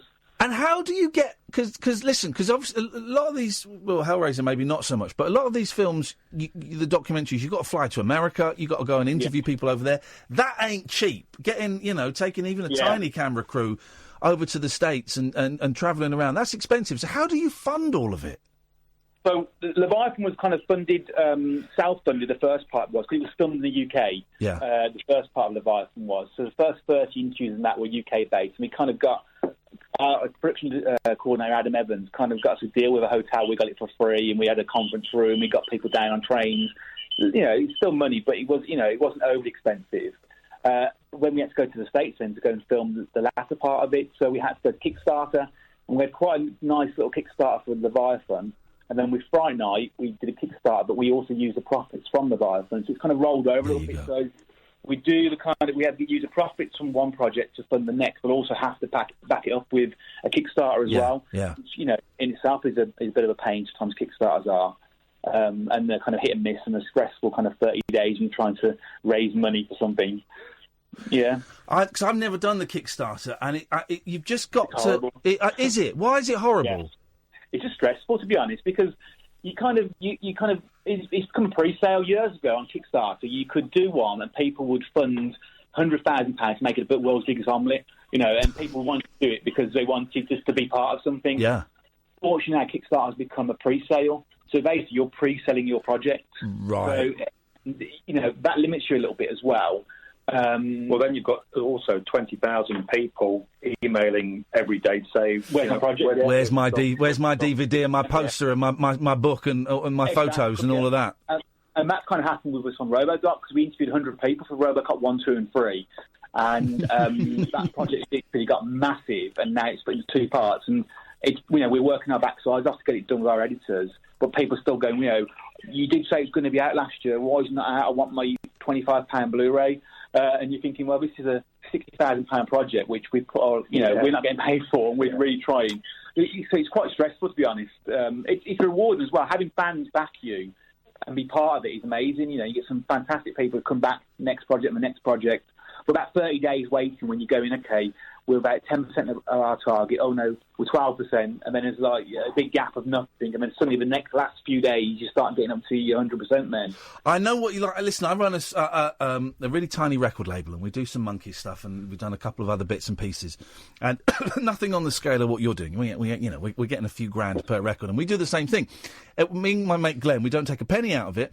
Everything we get goes into the bank account, and then we use that to finance the next project, Here as well, and I think it's a great way of working. If you can do it that way, so it's not your living. But we get one thing ever so slightly. I'm talking about a minor wording on a press release. And we had a load of fans going for us, and we're one of the most open kind of record companies. We'll go on Facebook and we'll answer questions and we'll talk to people, and we make really, really beautiful, CDs and records with embossed covers. We got the wording wrong. I put the wrong word in a press release, which implied that a song was going to be there, wasn't going to be there. People went nuts. This is outrageous. We should boycott this company. They're ripping us off. And and I'm going, dude. I put my hands up. I got it wrong. Listen, if you want a refund, I will send you a refund. You keep the album. But they get so nuts, don't they? Some of them. We've had it. Well, I had a guy the other day who called us scam artists because a poster that he should have got, which is a complicated process, getting a poster signed by a cast and crew. Yeah. When we live in the UK, and the poster's got to go over there and back and forth, and the first batch got lost. We try to take the next lot over. And it's become a pain. But it's like, okay, you paid £40 for your pledge. Now, £35, that was the Blu-ray, which you've already got, and it's getting great reviews. £5 was the poster. Now, yeah, £5 is really important, of course. Without that £5 added up, we wouldn't have made the dot. But, you know, you've had the documentary, which is getting great reviews, and we put a lot into that doc. We did far more we said we're going to do with the documentary. Give us a break. We are getting done. We're not conning you out of £5. And you kind of get called scam artists, and you get called. You kind of switch off a little bit from Facebook then and the social media. And I get it, you know. But I get it. £5 is a lot of money to some people, you know. And I get it. I get it. But and I understand. But it's not like they're dealing with. It's not like it's Sony or. But that's something very particular to fandom, though, isn't it? That level of. It's almost like I love them so much, I have to be furious about this. Yeah, and that's the thing, you know, you're kind of thinking, nobody else is going out making these documentaries that we're doing, for these films, which you love. Give us a break a little bit, you know, and it's kind of, they get so passionate about it. And I understand why. I mean, I'm a big film fan, as you know, but I kind of think I'm grounding reality a little bit as well. These things take time. More now, don't we? Yeah, go on, Neil, what were you saying? Gary's doing all the talking. Shut him up for a second. What were you saying, Neil? Please. I was saying that, you know, we do understand the fans, their frustration. I mean, I know within any genre they've got your collection of fans, but within the horror genre, my God, you'll send them a book if there's a scratch on it. You'd think World War III had broken out. Yeah. And poor Gary's there trying to field all of these complaints from the Uber fans. And he's trying to work at the same time. I think they think we're sat in some office, some shady little back street, just trying to rip people off for cash. And I've said to him many times, you've got to get somebody to moderate Twitter for you, moderate your emails, because it's stressful, isn't it? It's super stressful. Well, they think that you're sat somewhere with your feet up on the desk, sparking up cigars with £50 notes. When actually you're but also they put the pressure on you that you are the custodian of the thing they hold dearest in life, and no one else understands, you know? But then the benefit of it then is that you become part of a legacy event, like with Fright Night and Return of the Living Dead and Hellraiser. You become the go-to people for those projects, so you kind of become part of the history once it's all out and everyone loves it. So there's pros and cons, isn't there? Do you know what? That's a brilliant way of putting it. This is what me and Glenn says, is if we were to knock the record label on the head, we are now an official part of Monkey's history, because we've released... Yeah, you are, yeah. We've released quite a few records, and at least 2 of them are vital parts of the Monkeys catalogue now, you know, and you're right, that being part of the history of the narrative, being canon, thank you, Catherine, it's a great feeling, isn't it? It is, yeah. When your name's kind of mentioned in the same breath as the film you love, and being invited when you invited me obviously on the weekend, that was a privilege for me to be there. Oh, bless talking about the film I love, and quickly you mentioned about potentially knocking it head. Don't knock it on the head. Just try, and try, because it was an amazing event. It was one of the best events I've been to in regards to audience participation. I thought it was so fantastic. Thank you, man. It was brilliant. It was brilliant. Let's the project that's ongoing now is Police Academy, which we love on this show. As regular listeners will know that years ago I watched all 7 back to back, and it was like taking bad acid. And good acid. Yeah, it was not good acid, man. It was a bad trip that day. And just how you get? Well, I know how you're getting on with that, but for the listeners that weren't there the other night, how are you getting on with the Police Academy? All 7 Police Academy movies in a documentary. Yeah, and the TV series and the cartoon series and the action figure line. Oh my God, that's going to be 3 days long. No, I'm really narrowing down. Basically, what we're doing is we're doing the first film, then the rest of the film is part of a legacy piece, really. So, we're going to bring people in and out, obviously talking about the legacy of the films, as opposed to going into too much detail about number 4 and 5 and 6 and 7. So we're doing really well. We interviewed about 40 people from that, and we're just doing our second stage in January, I think, for that. That should be out by mid-year, I think that's going to be. Oh, mate. It's one of my favourite films. It's different to what we've done before. Most of us love horror. So having to do comedy now, it's kind of a little bit nicer for us. But again, talking about fandom, it was a lot harder with regards to the Kickstarter, trying to get fans to support Police Academy. Because I think Police Academy is kind of one of those films where you don't admit liking it. Everyone's watched it at a certain age. Yeah. But they won't say it's brilliant, but they still watch it on TV. So it was quite difficult to you announced it, didn't you, at a horror convention? And it was like, so, man, what are you doing next? You know, you're going to do what horror film are you doing? Oh, we're doing Police Academy. Silence. Silence. Fantastic. Yeah, so that's a polite nod. We're going to start nodding. Okay. Well, when it comes out, man, you have to come on the show and we'll chat about it and we'll plug the hell out of it. But you're all. By the way, dear listener, go and get pens and papers and things because we're going to give out tweets and websites and anything you guys want to plug. Of course, we'll do that in a few minutes. So people, go and get pens and papers ready to jot this down. But you've got a series on Amazon Prime. Now, I haven't seen this yet. As you know, I'm not in the best of moods with Amazon Prime. No, get on it quickly. No, I saw that on Twitter. Yeah. We want you in part. We've already written a part for you in part 5, so you've got to watch it now. Well, nice cameo. There we go. I'm in. I'm totally in. Hey, have you seen the series? Sorry, you're not getting paid. Can you not crowdfund it? Have you seen the series on Rooster's Teeth called Day 5? No. Well, you don't know nothing about horror then. I suggest we're busy making our own. I suggest you go and watch it. It's a nice little apocalyptic series where the whole world has been hit by a virus or a curse or something, and if you fall asleep, you die.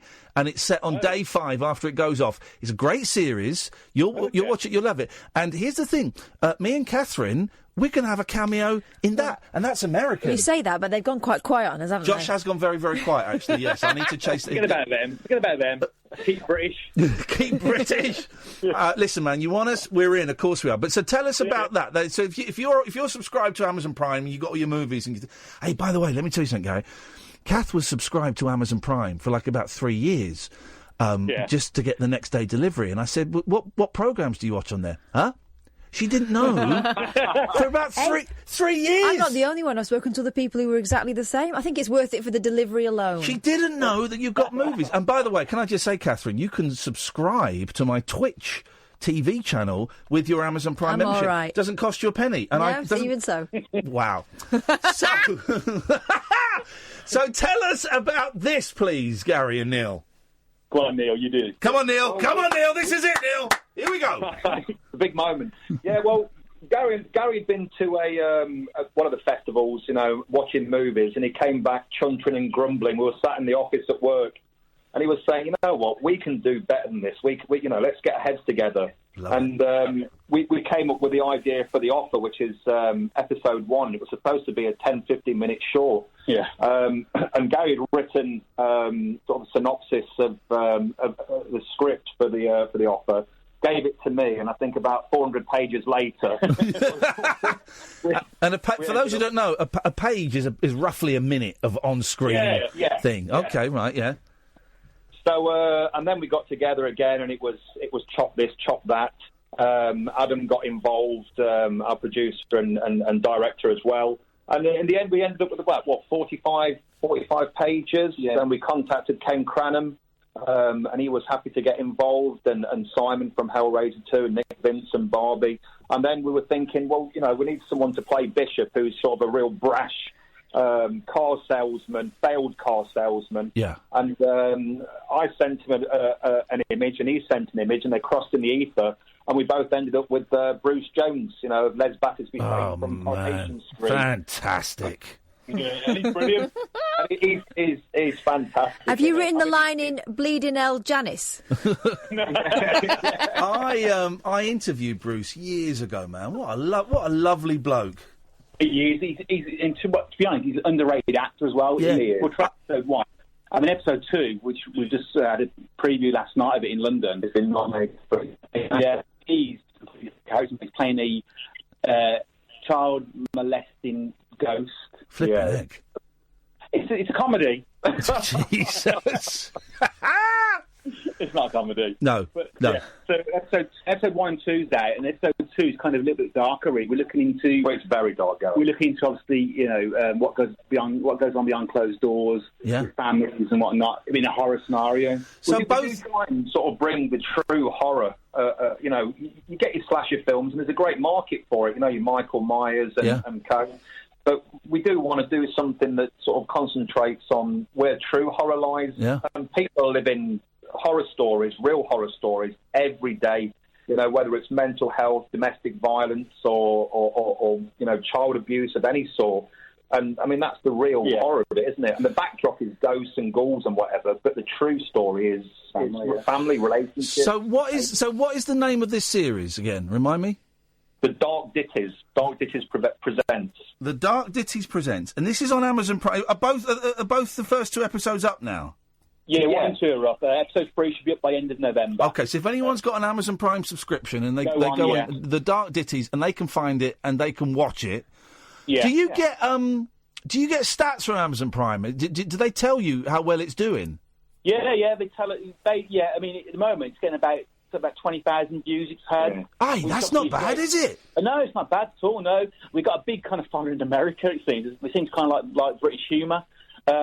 We're just trying to get it out there, to be honest. Now, Ian, it's self-funded as well. Completely, this series is, and obviously we're shooting episode 4 in February with Iain from Game of Thrones. He's coming on board for episode 4. Wow. And we're writing episode 5 at the moment, which obviously we'll talk to you about later. Dude, I'm in it. Listen, I'm a media whore. I'm there. Do you have to sell it to Amazon Prime then? Do you rock up to a meeting and say, we got this series, we think you should take it? We tried, we kind of got a good deal with a company called Shudder, who kind of like the Netflix of horror, who've taken our documentaries on, but they weren't interested. It's really hard, to be honest, to get as independent, to get out there. So in the end, we had to do it on Amazon Prime ourselves. You put your own stuff on, basically. You have to approve it still. But then it's a pay-per-click then that you get, pennies. But we decided really that we could either do the festival circuit and have these sitting on a shelf, and literally going out, or actually get it on somewhere where it can get an audience. Hang on, you can upload your own stuff to Amazon Prime? Yeah. Flipping heck, I'm off, Kath. I've got some home movies I want to get up there. These are big bucks. Is the world ready? These are big bucks. Well, here's the thing. If you're saying you've got followers in America and stuff, and it catches that wind, then that's you sitting behind a desk at the conventions and things, signing photos, isn't it? Well, that's what, we just want to make the films, to be honest. We want to actually, the docs are brilliant. I love doing documentaries, and we still continue to do those. But it's kind of narrative things we want to do now. It's telling me stories. And, episode 2 last night, when we were in Islington, and people at the end were crying about this story, because it really is emotional. That kind of, sells it to us, really. It was the right thing to do. So we want to continue doing this series, but it's just getting out there, and get as much kind of coverage as possible. I said fighting's the wrong word, but we're up against people that say, they're making a cheap short, £100,000. We haven't got £100,000. We're working on £10,000-12,000 per episode, and 10-12 grand doesn't go a long way. So you do have to pull in a lot of favours, and it's long days, because we make these things in 4 or 5 days. Because that's all the time we've got, because we've got full-time jobs and we're back at work, and I'm back in front of the kids teaching English, so it's it is difficult. I love it. Genuinely, when we were talking, Gary, I was so... I love that whole thing of any money you make goes into the next project. And the fact that you have achieved so much, you've done so much, and you've got off your arses and gone and done stuff. And it's so... you should be very... I don't want to make this sound patronising, but you guys should be very, very proud of yourselves, because you've made stuff. You're part of the history of these movies now, and you're doing this series as well that you've got going on your own. I'm dead impressed, and I bow down at your nerve and your work ethic, guys. I appreciate that. I said it's hard sometimes, as Neil said, but it's you've got to love it. You've got to love what you're doing. We love film, so I love telling stories, so that it's important to us to do it, but it's hard. It really is. Right, where should we send people now? Your Twitter, Gary, is Mr. Oh, this is a tricky one. Mr. _G _smart. Mr. _G _smart. Is that the best place to go, or are there other places to people to find out stuff? You can find us on Twitter for at Cult Screenings UK. Say that again. At Cult Screenings UK. Cult Screenings UK. Yeah, okay, I'm going to... And then you can find us on Fright Night Doc. You can find us on Facebook. Just type in Dark Ditties on Facebook. Type in Cult Screenings. Our website is www.cultscreenings.co.uk. Yeah.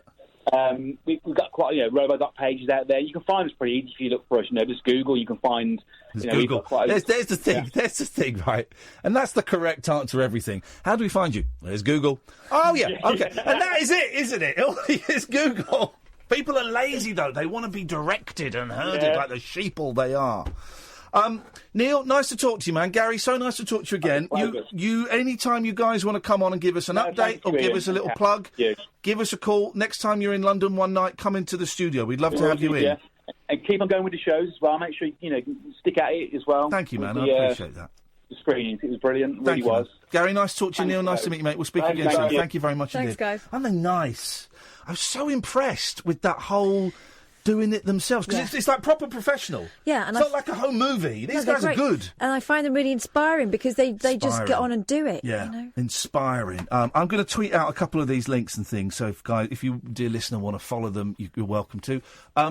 Phone calls are back open again. We had a load of calls and we had to kind of drop them off at 11. So if you want to come back on, 0344 499 1000 is the telephone number. This is the Late Night Alternative on Talk Radio. Tales of mystery and imagination on the radio show that does things differently. Dolly Parton, I listen to a record all day long. The Late Night Alternative with Iain Lee. I'm a nut job, but not that kind of nut job. On Talk Radio. Honest to God, it's the new Breaking Bad. Oh no! 0344 499 1000. By the way, we couldn't hear John when he called in earlier on, but some of you did. You could hear him, apparently. I've been told what he said. That encouraging someone to kill themselves is actually a hate crime. You know that's a hate crime, and that I would be well within my rights to go to the police and report that and hand that over. You know that's a hate crime. You know that, right? But I didn't hear it, so it's fine. John, do try and call in again, mate. It'd be great to hear what you got to say if we can hear you.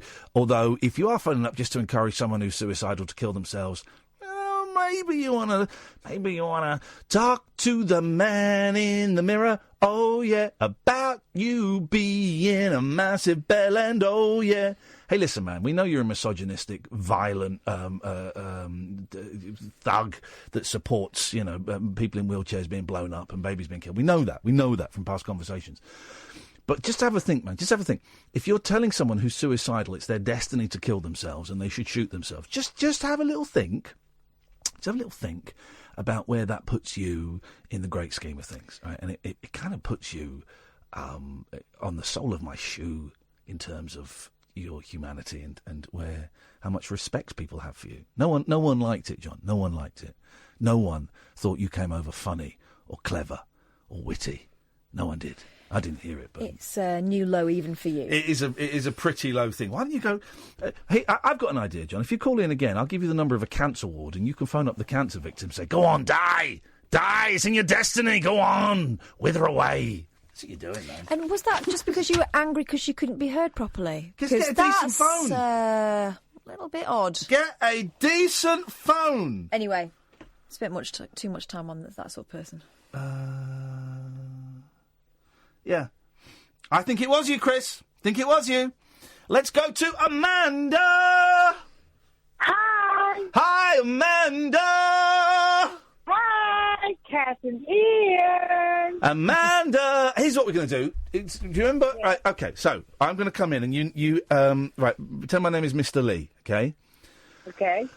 Good morning, everybody. Good morning, Mr. Lee. Good morning, everyone. Did you Good morning, Mr. Lee. Oh. Amanda's being sarcastic. She's getting sent out for that. Amanda's going to get six of the best.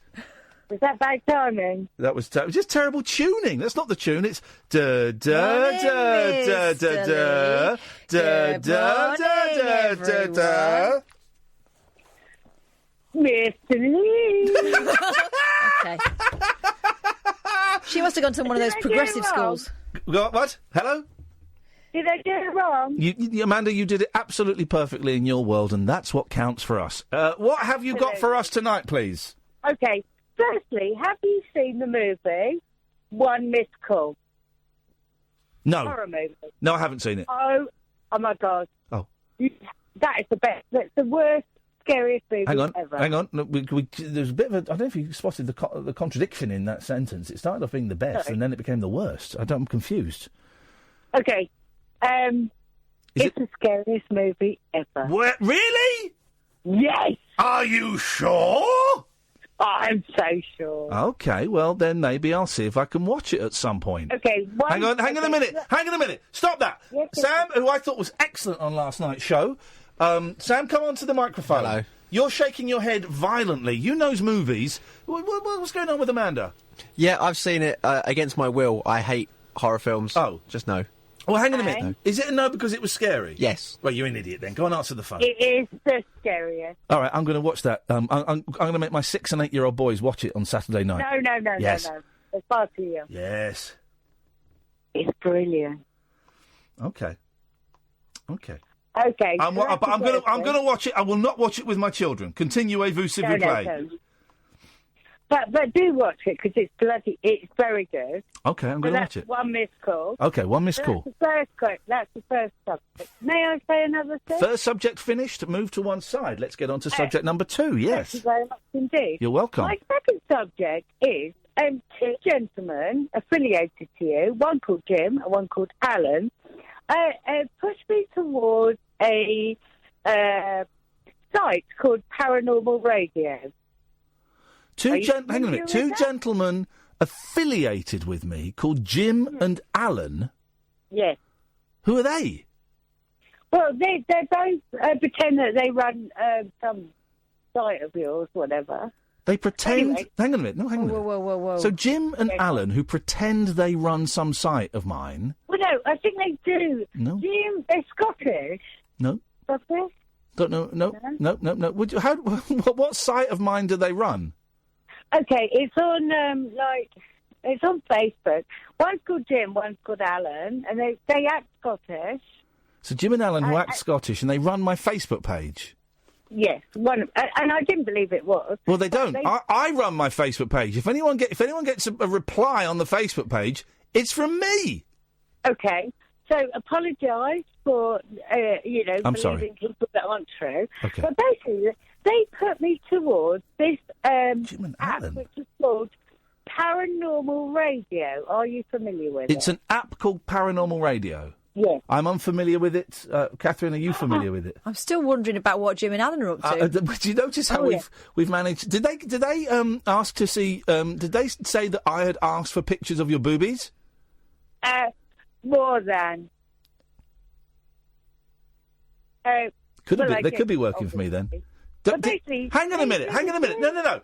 So 2 blokes called Jim and Alan on Facebook, yes, who claim to be running my Facebook page, yes, asked for you to send naked pictures. No, they didn't. Actually, they're great. They showed they had little dogs. They had they showed me their little puppy dogs and stuff like that. And then they just said they're really good friends of yours, and they wanted to introduce me to Paranormal Radio. Okay, well let's find those scumbags and kill them. But okay, so what is this Paranormal Radio? It sounds spooky. Oh no, it's an app. They said you started it. Oh my God, how stupid am I? Right, can you find me? Right, how do we find these people on Facebook? I'm going to find them. I will so find them. Alan and one's called Jim, one's called Alan. Right, can we narrow it down a bit? Because I've got a feeling if I type in Jim or Alan on Facebook, I think a few people are going to come up. They said that they're into boring, but basically the one thing they said to me is, you are really into Paranormal Radio, and you started it. And I downloaded the app, and it was quite interesting. I've never heard of it. It's nothing to do with me. What is it? Download it. It's freaked me right now. Well, it sounds like it could be buggy and they could be crooks. They're mining your data to get bitcoins or something. Are you friends with any Scottish people called Jim or Alan? No, I don't know them! Right, one's from Brighton, and he's got some little, really cute little puppy dogs. They're a distraction, Amanda. It sounds like you're being groomed. Oh my God! So hang on a minute. Are you on? Have you got a computer there in front of you now? Yeah, well, sort of, yeah. Right, well, hang on a minute. I'll ask the question. Why do I need that? Because I want you to find them on Facebook. I already have. I want you to find them on Facebook and then... I so will. No, but now. Oh, yeah, of course I will. So there's Jim and Jim and said Alan. He was covering for Alan. Alan disappeared, then Jim came back. I just thought, oh, God. I bet they're the same person. Well, Catherine, you're so wise. How are you able to see through that plan? Because I know about bullshit. But And I told you, I apologise for that. Story. Yeah, okay, go on. Is it about you being groomed by some people claiming to know me? You said about giving treats to kids laced with LSD or whatever. Joking aside. Well, years and years ago, my dad's very involved in rugby, and in rugby they have a car park where they all hang out before the game. And one year I took a load of brownies to the picnic. Yes, So mate. Exactly. So basically, the RFU, which is like the Football Association, the same sort of type thing, we had a picnic in the back of my dad's car, and I laced a load of brownies with whatever. Yeah. Anyway. Yeah. Basically, all I'm saying is, and they had a very buzzy, interesting afternoon. And these are people that are big RFU committee members. Okay. I wasn't listening to that. No, I know you weren't. You're still on Alan and Jim, aren't you? I'm still on what? Yeah, I want to know who this Alan and Jim are. Yes, I do too. Okay, well then you find out and you send me a link, all right? Yeah, of course I will. Tatty bye. Well done for poning Chris on Twitter as well. I've not even started yet. Thanks very much. 03444 You won't be able to see it, I've blocked 991 him. This is Talk Radio. Set free your mind. Let your fancy take flight. Conversation gets curiouser by the glow of moonlight. The Late Night Alternative with Iain Lee on Talk Radio. If I could make one spooky Halloween wish come true, Catherine, Yeah. what would you like that to be? I'd like witchy powers. Okay, forget something realistic. Well, you were talking earlier on about a caller that we hadn't heard from for a while. Manny. I've been working. Yes! Oh, the best reason. The best reason. Manny! Hang on, wait. What have you been working as? Pardon? You've not been working as, I don't know, a bank robber or anything we shouldn't be applauding? No, it's showy. Tell us what's been going on, Manny, because we've not spoken for a while, man. What's happening? I work 10 till 3. It's a bit late. It's a bit lazy, mate. It's only 5 hours. I'm joking. A man who works 3 hours cannot criticise a man who works 5 hours. Where are you working? It's about a mile from my house. It's called, shall I say? Yeah, say it. Go on. Hotel Construction. Sweet. Big company. Yeah. But it's only answering the phones. No. Don't. No. Answering the phones. I'm going. And they put me a big whiteboard. Bit racist. Never mind. Up. And a red pen, because, I can see little things. Yeah. So, if any of the people need tools, not the workers, like if they need a steel saw, so I'll just put Monday steel saw or Tuesday morning steel saw, just stuff like that. Making a tea. But it does me.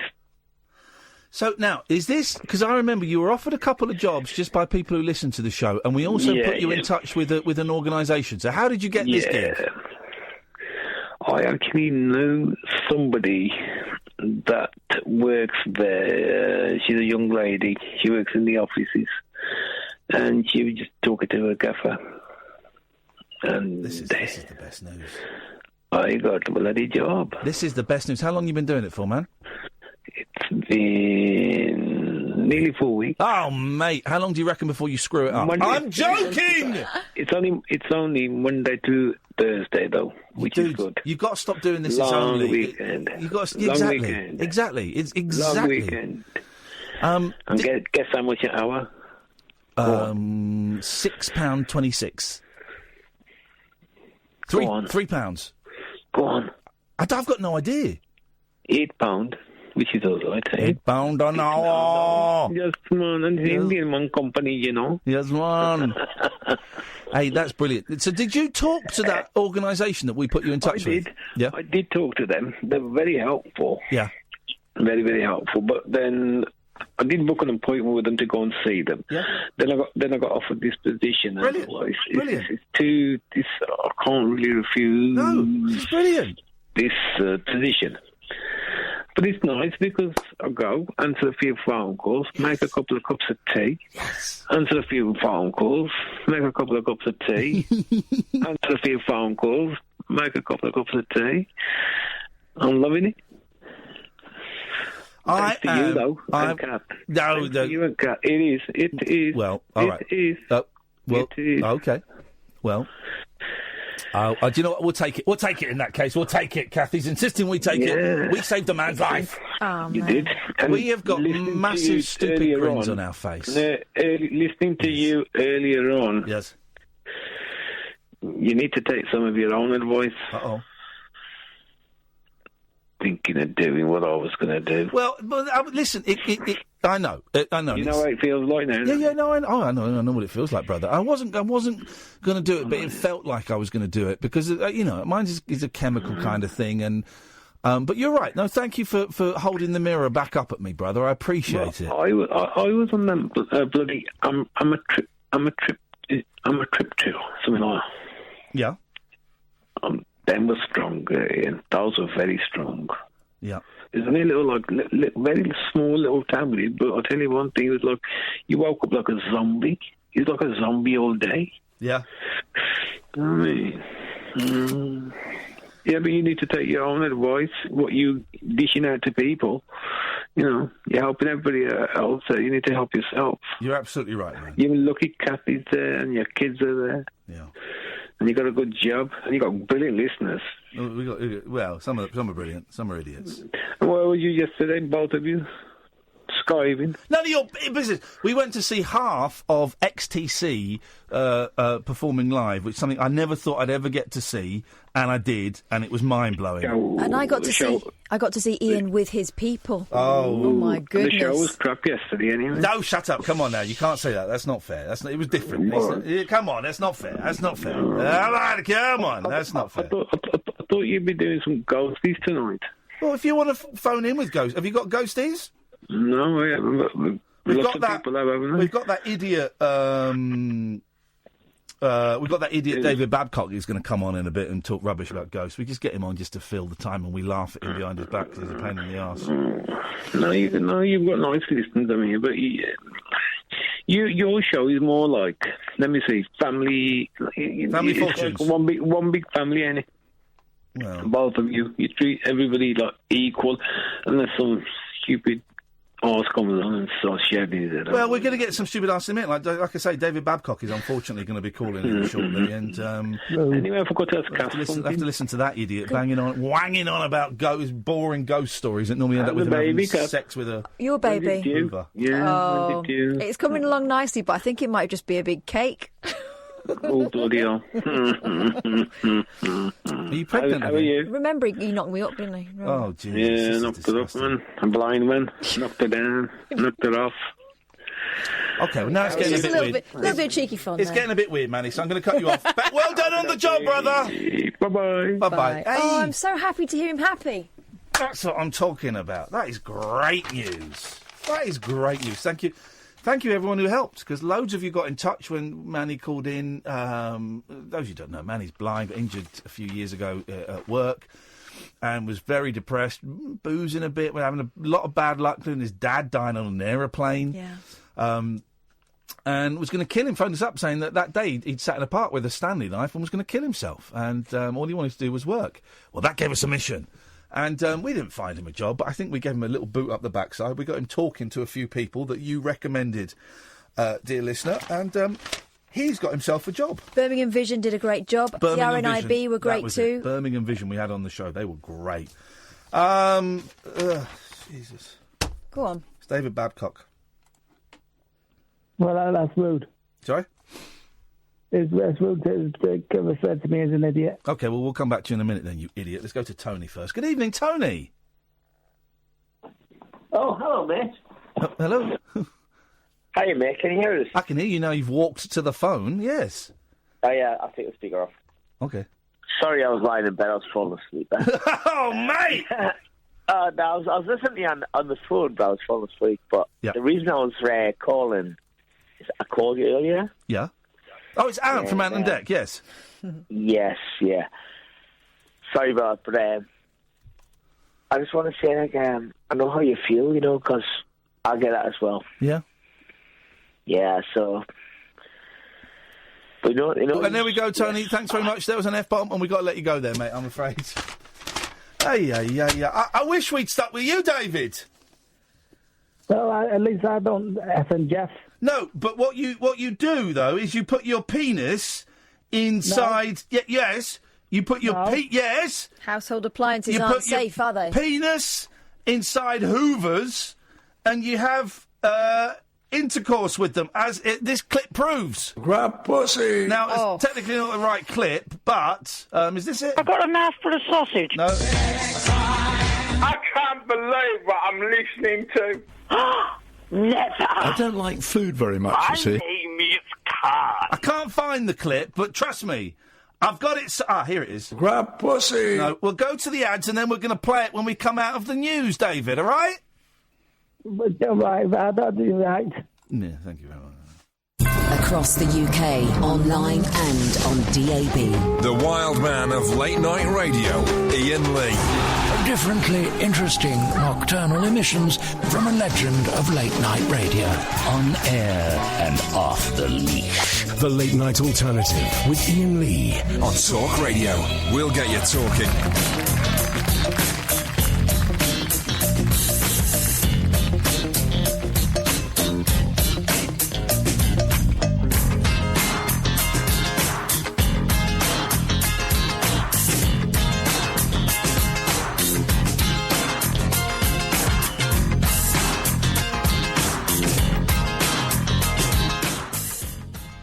David Babcock and I got my willy stuck in the Hoover. It was a lot of hard work to find that. It turns out I'd lost it, but then I found it. I lost a lot of my clips. I lost a lot. I lost a clip the other day. I lost Yasser talking about his trumpet, but I found this. I'm David Babcock and I got my willy stuck in the Hoover. David! I'm David Babcock and I have a very powerful lawyer. You got a very powerful Hoover as well, by the sounds of things. No, I was spring cleaning with no pants on, and I fell into my Hoover's nozzle. That is not for sex. Well, there's so many things wrong with that. So, but you had the nozzle. You were naked.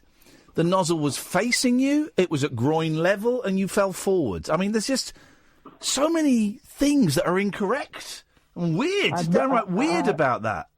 I'd rested it on a puff as I was trying to inspect a piece of dust that looked a bit familiar.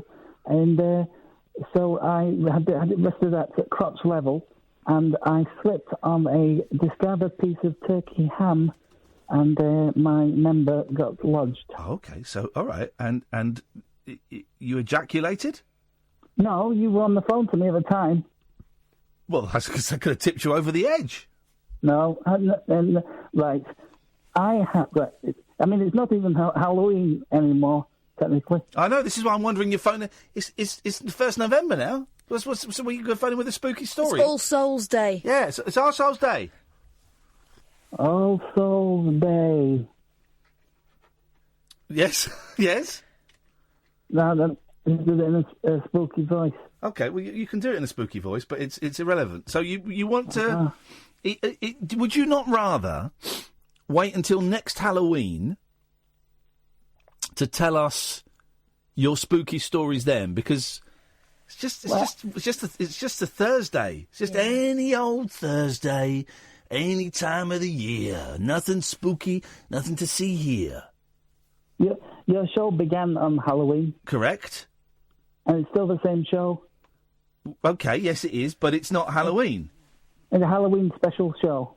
Well, it's not. But people who are in bed will still be feeling spooky. Well, they should kick spooky out of the bed then, shouldn't they? No. I've got some. I'm going to change it up a bit. Okay. And not have long spooky tales, but spooky tales that are only 2 sentences long. Okay. I like that. Short and spooky. By the way, the only reason we're allowing David on now is we have no other calls. So, dear listener, if you would like to end David's reign of terror, no. 03 44 499 1000. Every time a call comes on, We will take David off. We'll take calls straight to air. Every time a call comes on, we'll just put them straight through, and they can interrupt David. 0344 499 1000. And it's very simple, David. If no one calls in, that means people have got bored of you and have fallen asleep.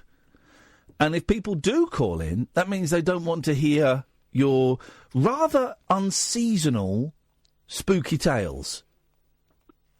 You're very rude for someone who wants to describe me as quite spooky. I think you misunderstood the description of quite spooky. I didn't mean as in a sort of spiritualist, ghost hunting way. I meant kind of in a noncy way.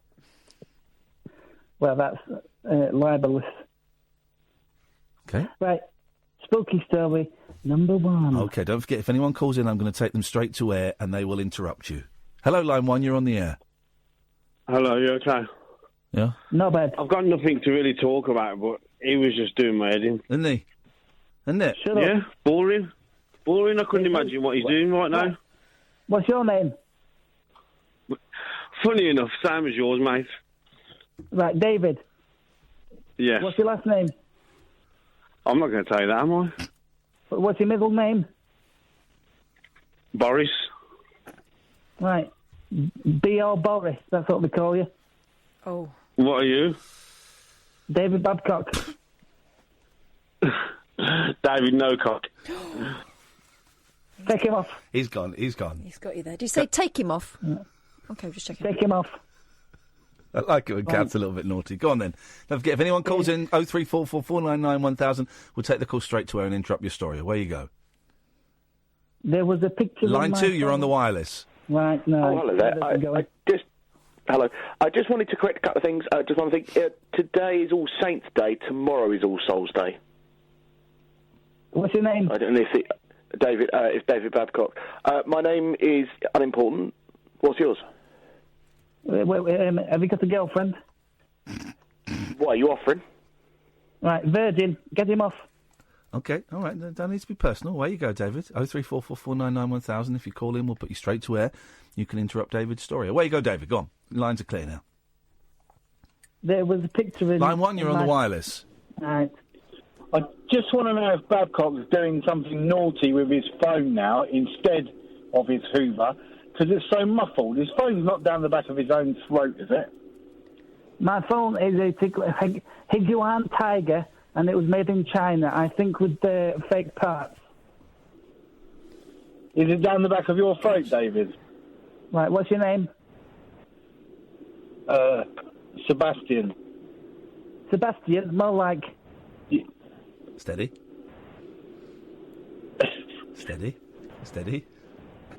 He's Sebastian of poor humour. Okay, right, okay. It's not bad, actually. I mean, I did love the irony of that particular caller complaining about the quality of another phone caller's line. Okay, 0344. Kept calling the black pot. Don't get racist, mate. Yeah, we don't call them black pots anymore. No.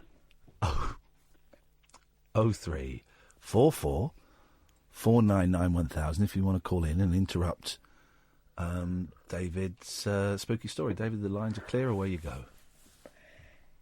There was a picture in my phone of me sleeping. Line 1, you're on the wireless. Right. I want to drink your blood. I am Transylvanian, and I'm tired. I want to go back to my coffin because I can't stand listening to you. Pervert. That's what you are, son. Bloody pervert. When does Dracula go, I am Transylvanian, blah, blah, blah. Blah, blah, blah. Okay, 0344 499 1000 is the phone number. Go on, the lines are clear, go on. They're not, of course. Line 3, you're on the wireless. Right. Hello? Well, they're not. There's no one there. Right. There was a Hello, line 3. Turn your radio off. It's your turn. What a shame. There was a picture in my phone.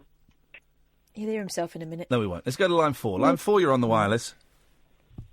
Yeah. Hello, line 4. Oh, such a shame. Amanda. There was a picture. Hello, Amanda. Hello. Hi. You're through to David Babcock. Talking to strangers again.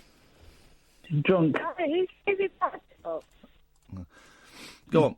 Amanda, put down the bottle, mate, love. Right.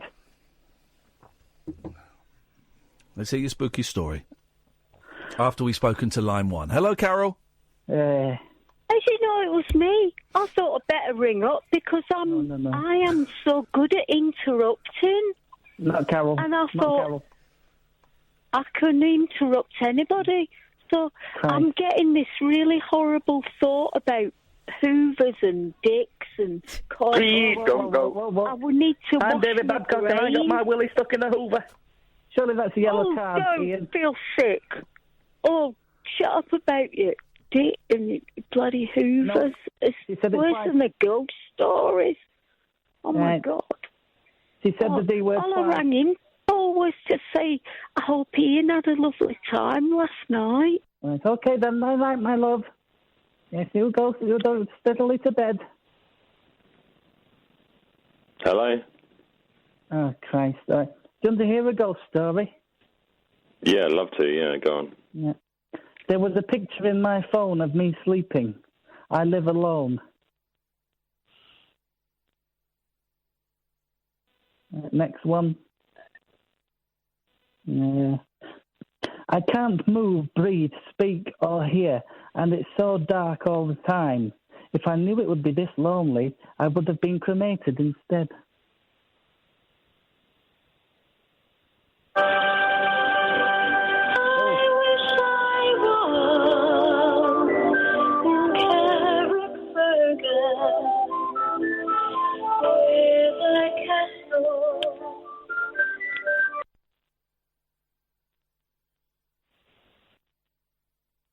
Yeah, I don't know what that was.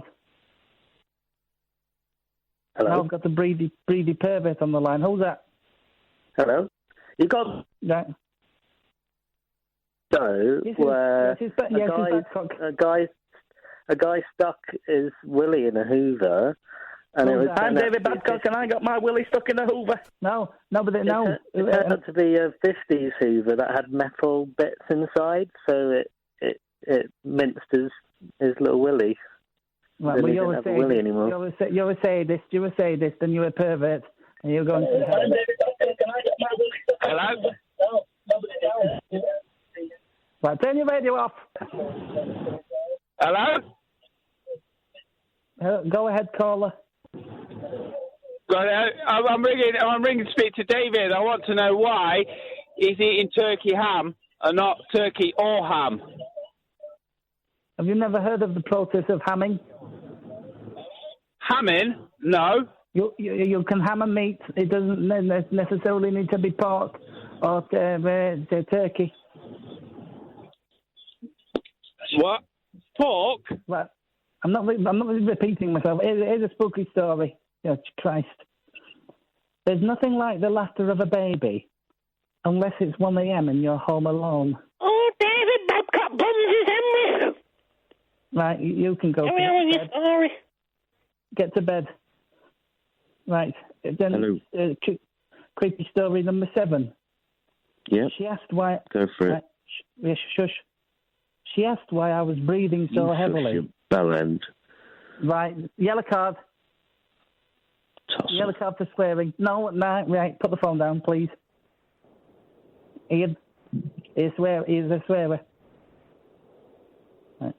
She asked why I was breathing so heavily. I wasn't. Right. Okay, spooky story number 8. I woke up to hear knocking on glass. I've got wind. Oh. Yeah. Right. At first, I thought it was the window. Episode of The Persuasionists. Please, someone tell me. Your voice is very deep. Hello? Hi. I'm looking for a copy of The Persuasionists on DVD. I've gone to Amazon. It's all sold out. Right. Well, it doesn't. Would you like... Cold. Oh, dear. Well, I seem to be siphoning through the voices. Quickly, who's this? What's your name? It's Holly. My name's Holly, and you might have heard me on the show before because I am a journalist who talks a lot about sex and stuff. and disabilities and everything like that. I'm a little bit concerned about, your what's it in the Hoover. As somebody who's got a bit of expertise in the world of sex, I reckon, you could go and find something a little bit that is... I'm David Babcock and I got my willy stuck in the Hoover. Well, exactly. How many times have they say it till I'm blue in the knob, in the face? I have not put my member into a Hoover's nozzle. I'm David Babcock and I got my willy stuck in the Hoover. Yeah. That's not me. That's not me. That's a recording. And that's a bit of a shame. Accidentally. Well, you say accidentally.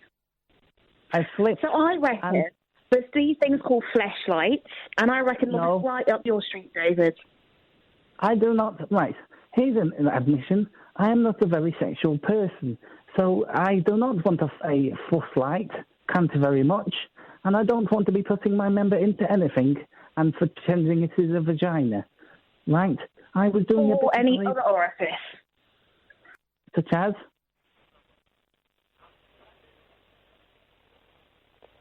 Such as?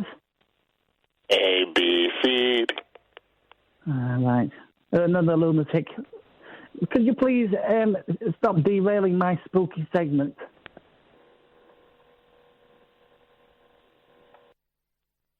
What's your name?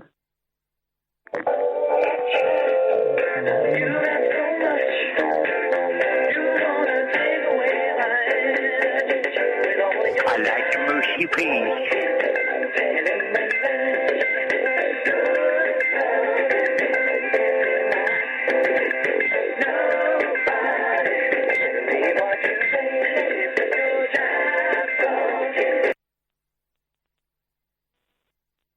I am alone with my thoughts.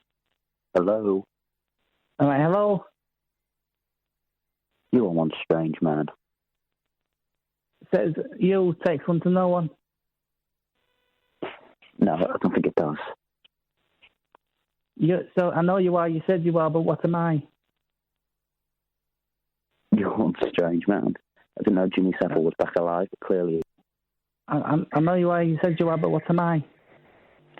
That bloke who wants a DVD of The Persuasionist, try eBay. And David, is your middle name Henry by any chance? No, it's Cecil. Hello, Mr. Babcock. Can I ask you a question? Go ahead.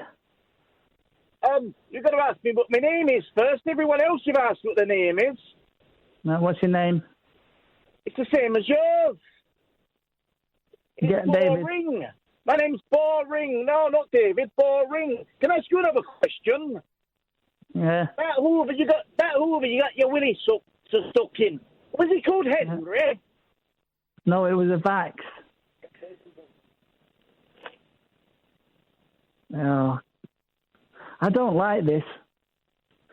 I was going to talk to Iain about a presenter that was on earlier today who he had a listener on who was a female, and he said, "You're fit in your picture as you're dressed as Wonder Woman." I thought that was creepy. He then had another woman on who he said, "Oh, it's your first time. Have fun." I thought that was creepy as well. Hello? No names. Hello? Hello? My name's David Goodcock, and I've got my willy stuck in a hairdryer. That must have hurt. Mr. Babcock, my balls are fizzing! Right, I don't like this. You pervert, I've got your number. My number? Not your number. I can be passed from pillar to post. All right, sorry. I just wanted to say that you're doing a great job here.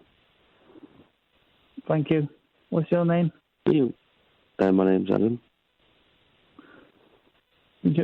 You're a very nice guy. Would you like to hear a spooky story? Would you like to hear a spooky story? Well, to be honest, it's gone midnight, and I don't think it's Halloween anymore, so with all due respect, it's not time for spooky stories anymore.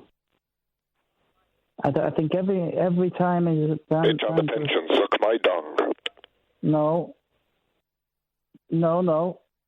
All right. Thank you, David. We're out of time now. Thanks so much for that call. Thank you. You have a great evening. Thank you. What was that about? Terrible. 034. The call's not straight to air now. You'll speak to Sam and you'll get a call back. 0344 499 1000. You sure it's not All Souls Day? This is Talk Radio. The Late Night Alternative with Iain Lee. Hate alarm clock. Hate going to work. On Talk Radio. 0344 499 1000. Yeah, Kath and I were off yesterday. Very rarely we take a night off together, but we went to Swindon to see TC and I, which is basically Colin Moulding and Terry Chambers from XTC, a band that stopped touring in 1982, I think it was. Maybe 83, I think it was 82. And they haven't done any shows since. Now, Andy Partridge is never going to return to the live stage, he says. And Colin Moulding, who wrote a lot of the hits. Now, Andy wrote the bulk of the songs. I prefer Andy's songs, if I'm completely honest. But Colin wrote some great songs. And he wrote a lot of the hits. Generals and Majors, Making Plans for Nigels. God, man. Being in an audience of 200 people going, Steele! Steele! Steele! At the end of Making Plans for Nigel. I never thought that would ever happen. It was a joy. Met some lovely, lovely people there. A lot of listeners were there. Filthy Kath. Apparently, that's my Twitter handle these days. Guy came up and went, you've been listening to... he said, I've been listening to the call with that guy that got done for stalking Charlene Spiteri. And I went, oh, yeah. It's Stephen Murdoch, the computer guy. And we were chatting about Stephen Murdoch and rehabilitation of offenders and things like that. And then I went, but then Kath wandered over from the bar. And I went, this is my producer, Catherine. He went, oh, Filthy Kath. Apparently. Word gets around. But we met a lot of nice people. And wasn't it joyous? I mean, you wouldn't have known most of the songs, but the vibe in there. There's quite a few songs I didn't know. There's some new songs and stuff. But the vibe was stunning, wasn't it? I can honestly say I enjoyed every single song, even the ones, I knew a couple, but I didn't know many. But yeah, it was just fun, and you could tell that they were nervous, but they were really enjoying themselves. That guitarist, the younger one, was great. Nuts, wasn't he? I emailed Colin. And just to say thank you and say how brilliant it was. And I gave him a suggestion. I said, at the end of the show, the one thing I felt it was lacking is everyone else goes off stage and you and Terry, the original members of XTC, stand at the front and do that thing where you hold hands and you bow or you put your hands up in the victory thing or you just hug or whatever.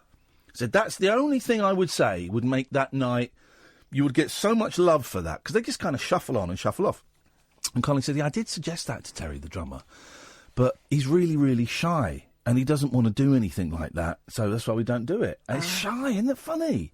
What a great drummer, though. A great drummer.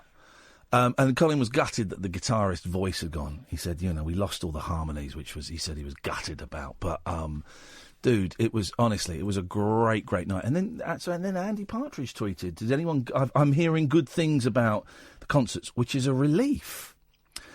And I tweeted saying, I went, and it was a lot of love, and they sounded great. And he said, I'm so pleased and relieved. That word relief again. And you wonder, is it relief for Colin and Terry?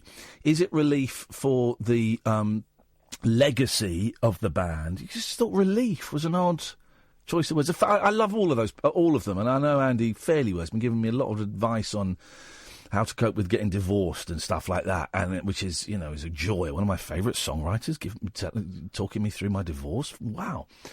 So I don't want to say, I don't want to offend one side or the other because I think, they've both got. I love them both. But it was a joy. It was a real joy last night. They're doing another show tonight, and I think the last one's tomorrow. And they've not said anything, but I would be very, very surprised if they didn't start booking some larger venues and do a tour. I think these 4 dates have been a little experiment to see if people would come, see if they'd enjoy it, see if it sounded any good. And I think that there will be plenty more of those dates. So go and see him, man. Go and see him. 03, we just lost Steve there. Hopefully we'll get Steve back. 0344 499 1000 is the telephone number if you want to give us a call. We haven't done any of the stories or anything. You got any stories? I've got loads of stories. Let's give us a story, Katharina boy. All right then. Well, okay. Let's see. Go on. Oh, right. You know these cat cafes? One of them's come a cropper.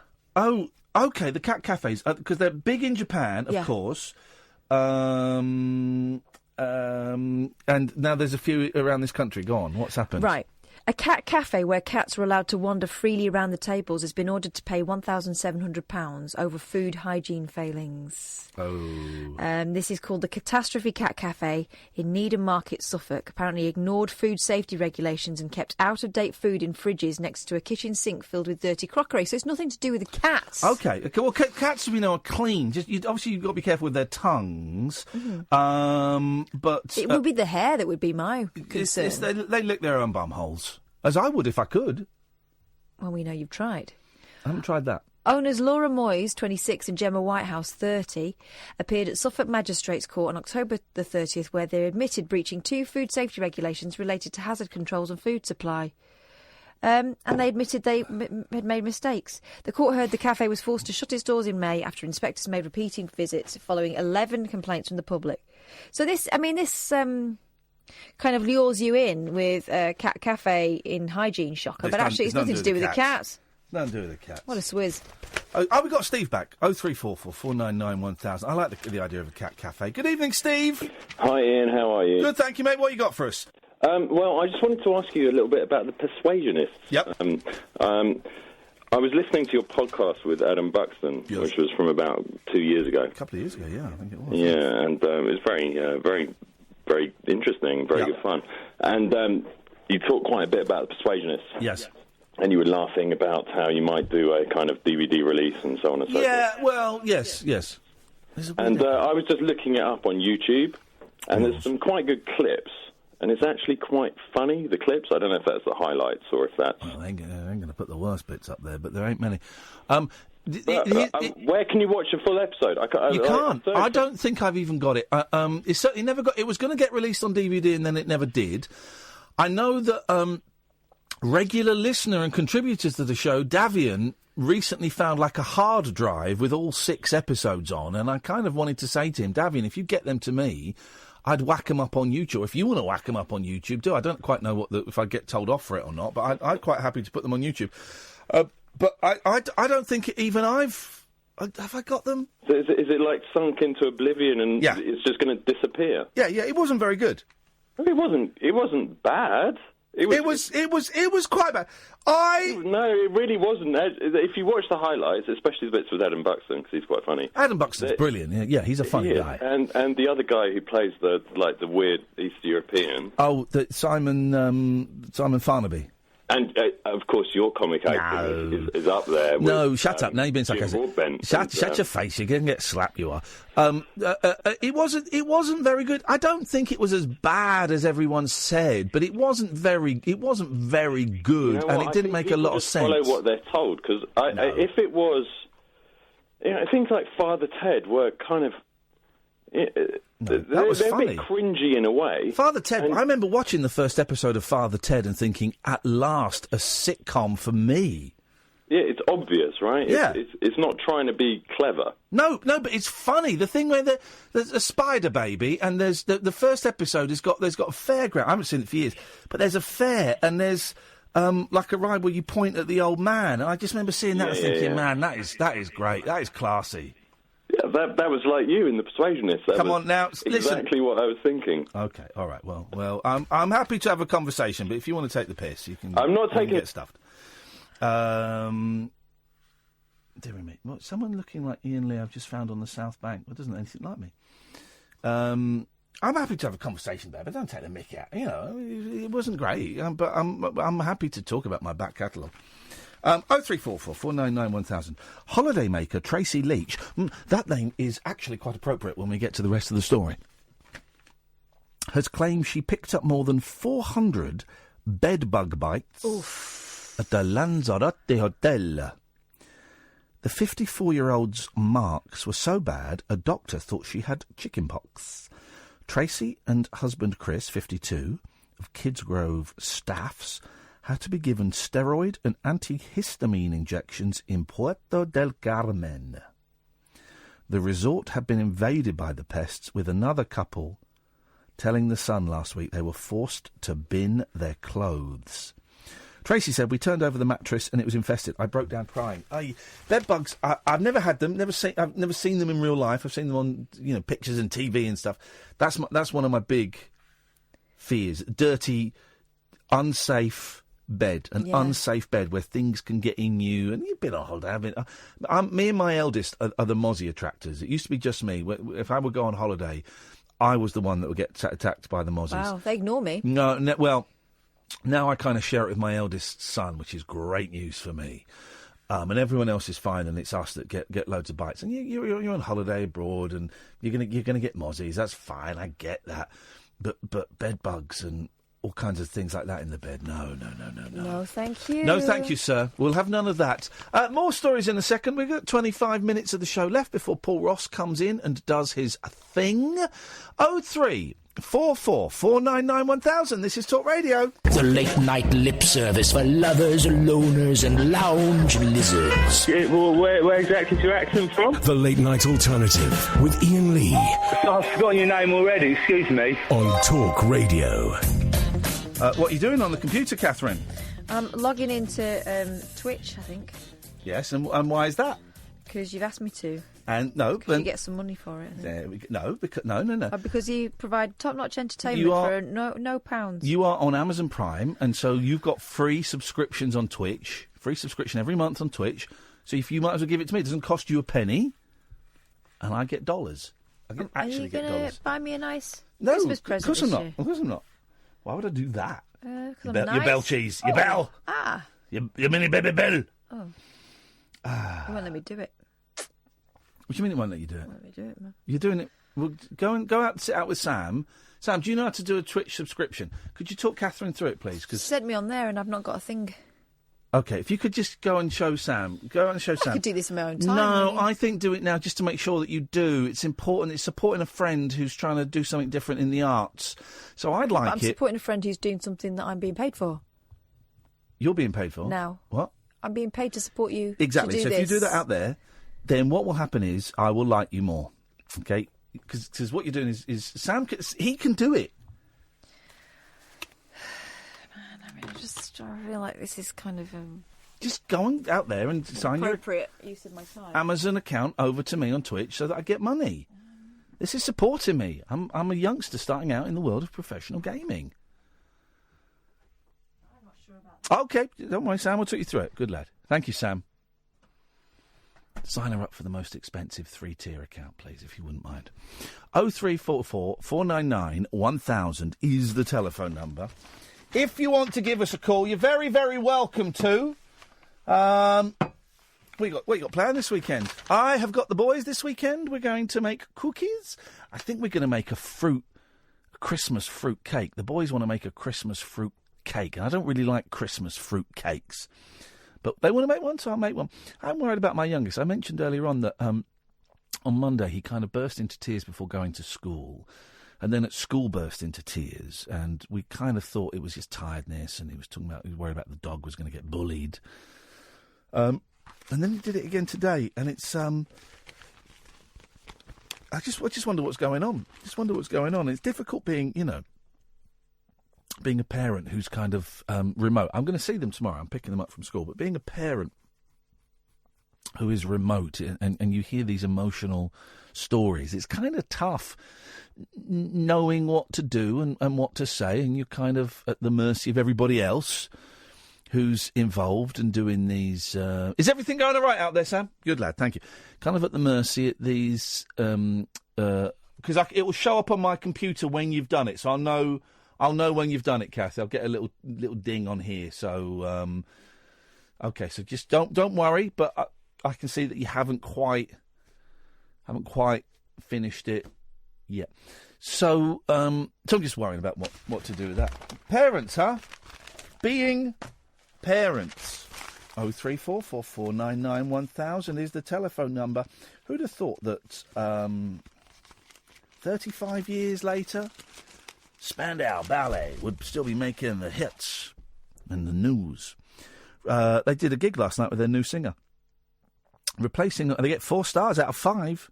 Replacing a well-loved singer with a newcomer can be a tricky move for an established pop act. And when Spandau Ballet were at their commercial peak in the 80s, sharply dressed frontman Tony Hadley was an integral part of their appeal. Hadley, 58, is now no longer part of the gang. He parted company with them last year due to circumstances beyond my control, as a quote, and has been replaced by Ross William Wilde, a young Scot who wasn't even born when the band were in their flowery pomp. This was the new boy's first major show, and he did well. Monday evenings, one off for now. I like Spandau Ballet, I like Tony Hadley, and I think I'd like the Kemp Boys as well. Come on, why can't bands just be friends forever? Monday evening's one-off, for now, concert at the Event Time Apollo in Hammersmith was a sellout, and Wilde, 30, brought a youthful energy to the stage. His background lies in musical theatre rather than pop. He came to the group's attention after starring with Spandau bassist Martin Kemp in a West End production of the jukebox musical $1 Million Quartet. And his animated approach was sometimes too showy.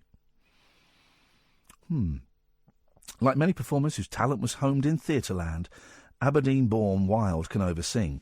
His style was certainly a stark contrast to Hadley's air of studied cool, and he became so worked up during the night's second song, Chant Number 1, that I feared we were in for a jarring evening. Just subscribed. I'm going to block her. Welcome. My latest subscriber to my professional gaming career. Does that mean you're now Twitch. my employee? TV/Iain Lee. If you want to follow or subscribe. No, what it means is you're now going to get invited to. You're supporting me, which is great, and I really appreciate that. Thank you. Go Ian.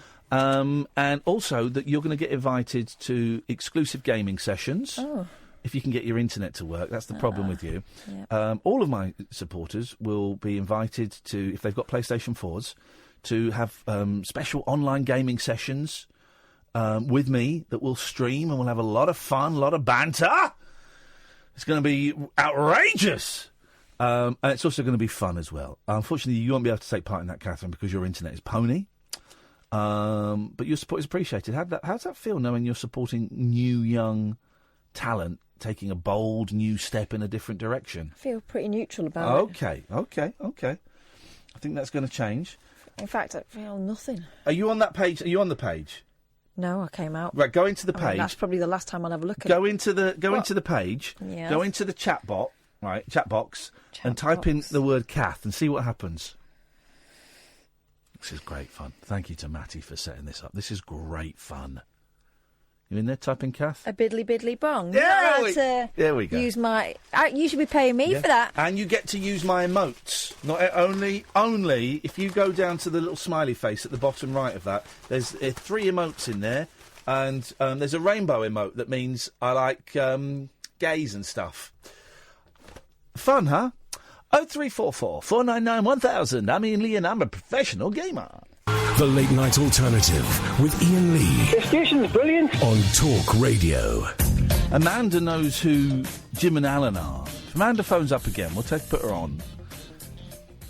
Because there's a little bit of confusion going on. I don't know what's going on. I'm bored. I'm bored now. It wouldn't be great if you could just go, do you know what? The show's done. I think we're finished. 15 minutes to. I think we're finished. They just work out how much less how much to deduct from your wages. And you go, yeah, I'm fine with that. Brilliant, lovely. The show's finished. Do you know what I mean? The show's finished. Okay. Feels like we're going on. There's nothing to say. What have you got to say? Vaginal bleaching. Great band. I've got their second album on vinyl, signed by the bass player. This is an article in The Sun, in the fabulous section online, if you want to read along a calf, entitled, and I'll tell you exactly what it's entitled now, as I'm scanning up through a lot of pictures. Bleach Babe. I tried vaginal bleaching on my lunch break as a treat for my boyfriend. Oh, yeah. The sex afterwards was incredible. Wow, yeah, because it was sore with bleach burns. What? I mean, who... Entering the HB health clinic with my boyfriend Freddie, it felt like one of our normal spa dates. Only today, I was in for some pampering of a more intimate kind. I was getting bleach poured on my fanny. This is written by Tracy Kiss, who's 31 and from Aylesbury. Hey, Tracy. I'm trying to get her on the show. Okay. I was booked in for vaginal bleaching, Having just celebrated my 31st birthday in Paris, it seemed like the ideal time to treat myself and Freddie to a brighter, more youthful vagina. Okay. I mean, buy yourself a new pair of shoes. I mean, people are going to see that. Please bleach my vagina. Whoa, whoa, Gosh. whoa, whoa, whoa. We're approaching our first anniversary together, so already she's worried that he's getting fed up with that old thing. That dirty old thing. And I'm going to use words here that I never thought I would use on the radio, but I'm going to read it out because this is what Tracy Kiss has written. Okay, Tracy Kiss. We're approaching our first anniversary together, and a new bright pink vagina seemed the ideal gift to give my boyfriend. Again, buy him a CD. Boys like CDs. Or download, get him an Amazon voucher. Or subscribe to Iain Lee, twitch.tv/Iain Lee. While I've never been criticised for the colour or appearance of my intimate area, I certainly feel that as a woman I deserve to take control of my body and seek beauty treatments that help me feel comfortable in my own skin. Much like putting on a pair of high heels or wearing mascara. No, it isn't. It's really not. No. When you look your best, you feel your best, especially when it comes to spending special moments with a loving partner. With age, skin in your intimate area darkens and becomes more textured and prune-like. God. But this procedure helps reverse that, leaving it soft and pink. It's the ultimate makeover for mums. Again, buy yourself a new mascara. Here's the thing, everyone. There's nothing more beautiful than an ageing... No, here's the thing. Getting older is nice. Looking older is nice. I was seeing this thing about bum lifts the other day. And I was thinking, that's now... I'm old enough to remember, kind of, in the 70s and 80s, boob jobs were still considered a little bit... So it used to be called plastic surgery. They don't call it plastic surgery anymore. But boob jobs were still... I mean, they've probably been around... I'm going to say Carol Doda, I think, was one of the first women to have a boob job in America, early 60s. So they've been around for about 20-odd years then. But even in the 80s, it was still... Oh, someone's getting a boob job. It was still seen as a little bit weird. Yeah. And now it's normal. Now you've got adverts in between programmes on television for boob jobs. Yeah, but now I realise that we've crossed the line, and we crossed it a while ago, where bum lifts, they're now normal. But a bum lift is now normal. It's not a freakish thing. And it was because I was reading this story... Oh, it was the thing online, and fans say that such and such has had a bum lift. I'm thinking, oh, God... It's normal now. We crossed that line quite a long time ago when we used to laugh at people who had bum lifts. Do you remember we used to laugh at people who would go internet dating? Mm. And that's a great thing now that it's normal. And the fact that it's not normal, it's more and more people do it. You get apps for it before. Internet dating. Gosh, how sad. And that's great. That's one of the positives. But bum lifts are now, they're normal. They're normal. What is that about? That's how insane this world is. That bum lifts are normal. And we're talking about vagina bleaching. Right. And we've spoken about this before, right? But women have got a real problem in the society, and when I say society, I mean people who are making money out of this, prey on the fear and the disconnection that women have with their private parts, right? There is no kind of female version of Willy as a way to refer to your privates, right? Because no one wants to talk about it. No one wants to say vagina. And all the other words are like overtly sexual. I don't think Fanny is sexual. But Fanny, I mean, Willy's kind of laughing a joke. I think Willy and Fanny are the same. I don't think women throw Fanny about with the same gay abandon they would Willy. Well, blokes don't say Willy. No one says I say Willy to the boys. Yeah. But blokes don't I wouldn't. My little girls wouldn't say Fanny. Okay, what would they say? Oh, God, there are so many words. Okay, well, Sheeness, they call it at the moment. Sheeness, OK, fair enough. We'll come back to your Fanny in a minute. Let's go to David. Good evening, David. Hello. Hello, David. Hi. I wanted to take the conversation to a different kind of plane. Yes, certainly, David. David, it's great that we get so many international callers. Whereabouts are you? Whereabouts? I'm guessing you're calling from the UK, but whereabouts are you from originally? Oh, originally I'm from Wilmington in Vermont. Oh, I know that place very, very well. Good. Yeah, very well. How long you lived there, man? I was born there, but I moved to the UK like a long time ago. Anyway, how long ago did you move here? Oh, like so long ago. How long? I don't want to tell you. I know, but try. How long ago do you think that was? Oh, maybe like 20 years ago. Okay, so how old are you now, man? Oh, like I don't really want to say. Okay, I'm going to say you're 43. Ooh, not bad. But anyway, so back to the gag. I wanted to ask you if you prefer Paul McCartney or John Lennon. Who is a better artist? I know you like talking about like fannies and bums and stuff, but like, who is a better artist? Paul McCartney. John Lennon. You're right. Now tell me why. Because he did better songs. Yes. And he, because he did better songs. Yeah, but why? Why were they better songs? Because they were more good. They were more good. Like lyrically or musically or what? Well, you tell me. You agree with me. You tell me. Well, I just think that John Lennon was like, everyone loved John Lennon, but he was a not very nice person. Yeah. But anyway, Paul McCartney's songs are more complex. They're like David Bowie songs. They take you to places you've not been to before. They're not like dun dun dun dun dun dun dun dun dun dun. So, well, some of them are. Paul McCartney. Do you want me to play you? Here we go. Let me play you. You say some of his songs aren't. Not the fart part, please. Not the fart. No, well, here's the thing, right? So Paul McCartney had he did a song in about 1970 something called "Give Ireland Back to the Irish," right? Don't know that one. No, it was a naive, overt political thing, and he got banned for being too political. So he then came back with this. Listen to this. Mary had a little lamb. Its fleece was white as snow. Everywhere that Mary went, that lamb was sure to go. And you could hear that singing. La la. Yes, man.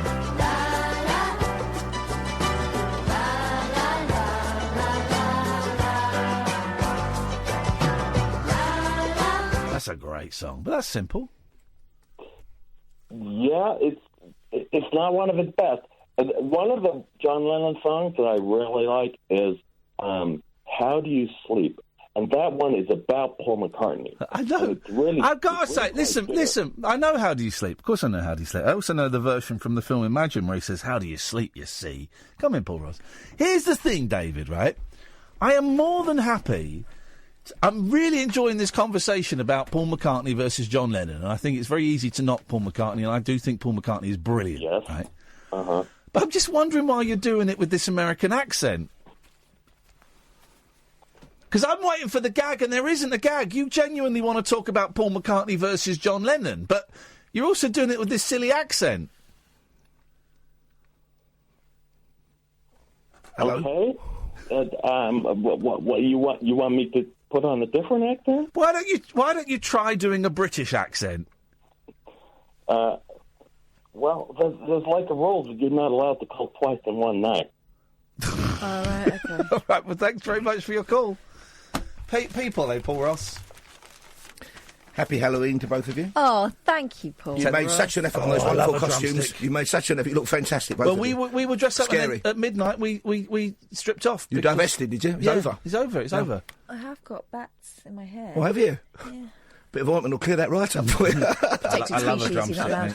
You're right, Paul. How are you doing? Oh, not too bad. I've got an interesting show. Oh, by the way, on the Paul McCartney front, I loved the song. Another song of his that was banned by the BBC for the line, "I'm going to do it to you. I'm going to shoot you with my bodyguard." Hi, yeah. And they flipped it over, and they had that soft reggae "Sea Moon" as the hit. Yeah. So in that way, people, I think they do him a disservice saying he's the white bread Beatle because he's not. Because he was also the experimental artistic one in the 1960s. Wasn't he was the one that introduced Lennon to Yoko Ono because he was going to all those art galleries and doing all the weird stuff. Lennon was going back to like Weybridge and the stockbroker belt, and actually Paul McCartney was out on the town living a high life, doing the alternative lifestyles. And that thing is it Barcelona, that weird symphony orchestra thing they did. You can see online for an experimental piece. Only he ever did it live. That was all McCartney, I think. The thing is, it's so easy to knock McCartney, and he's done a load of rubbish.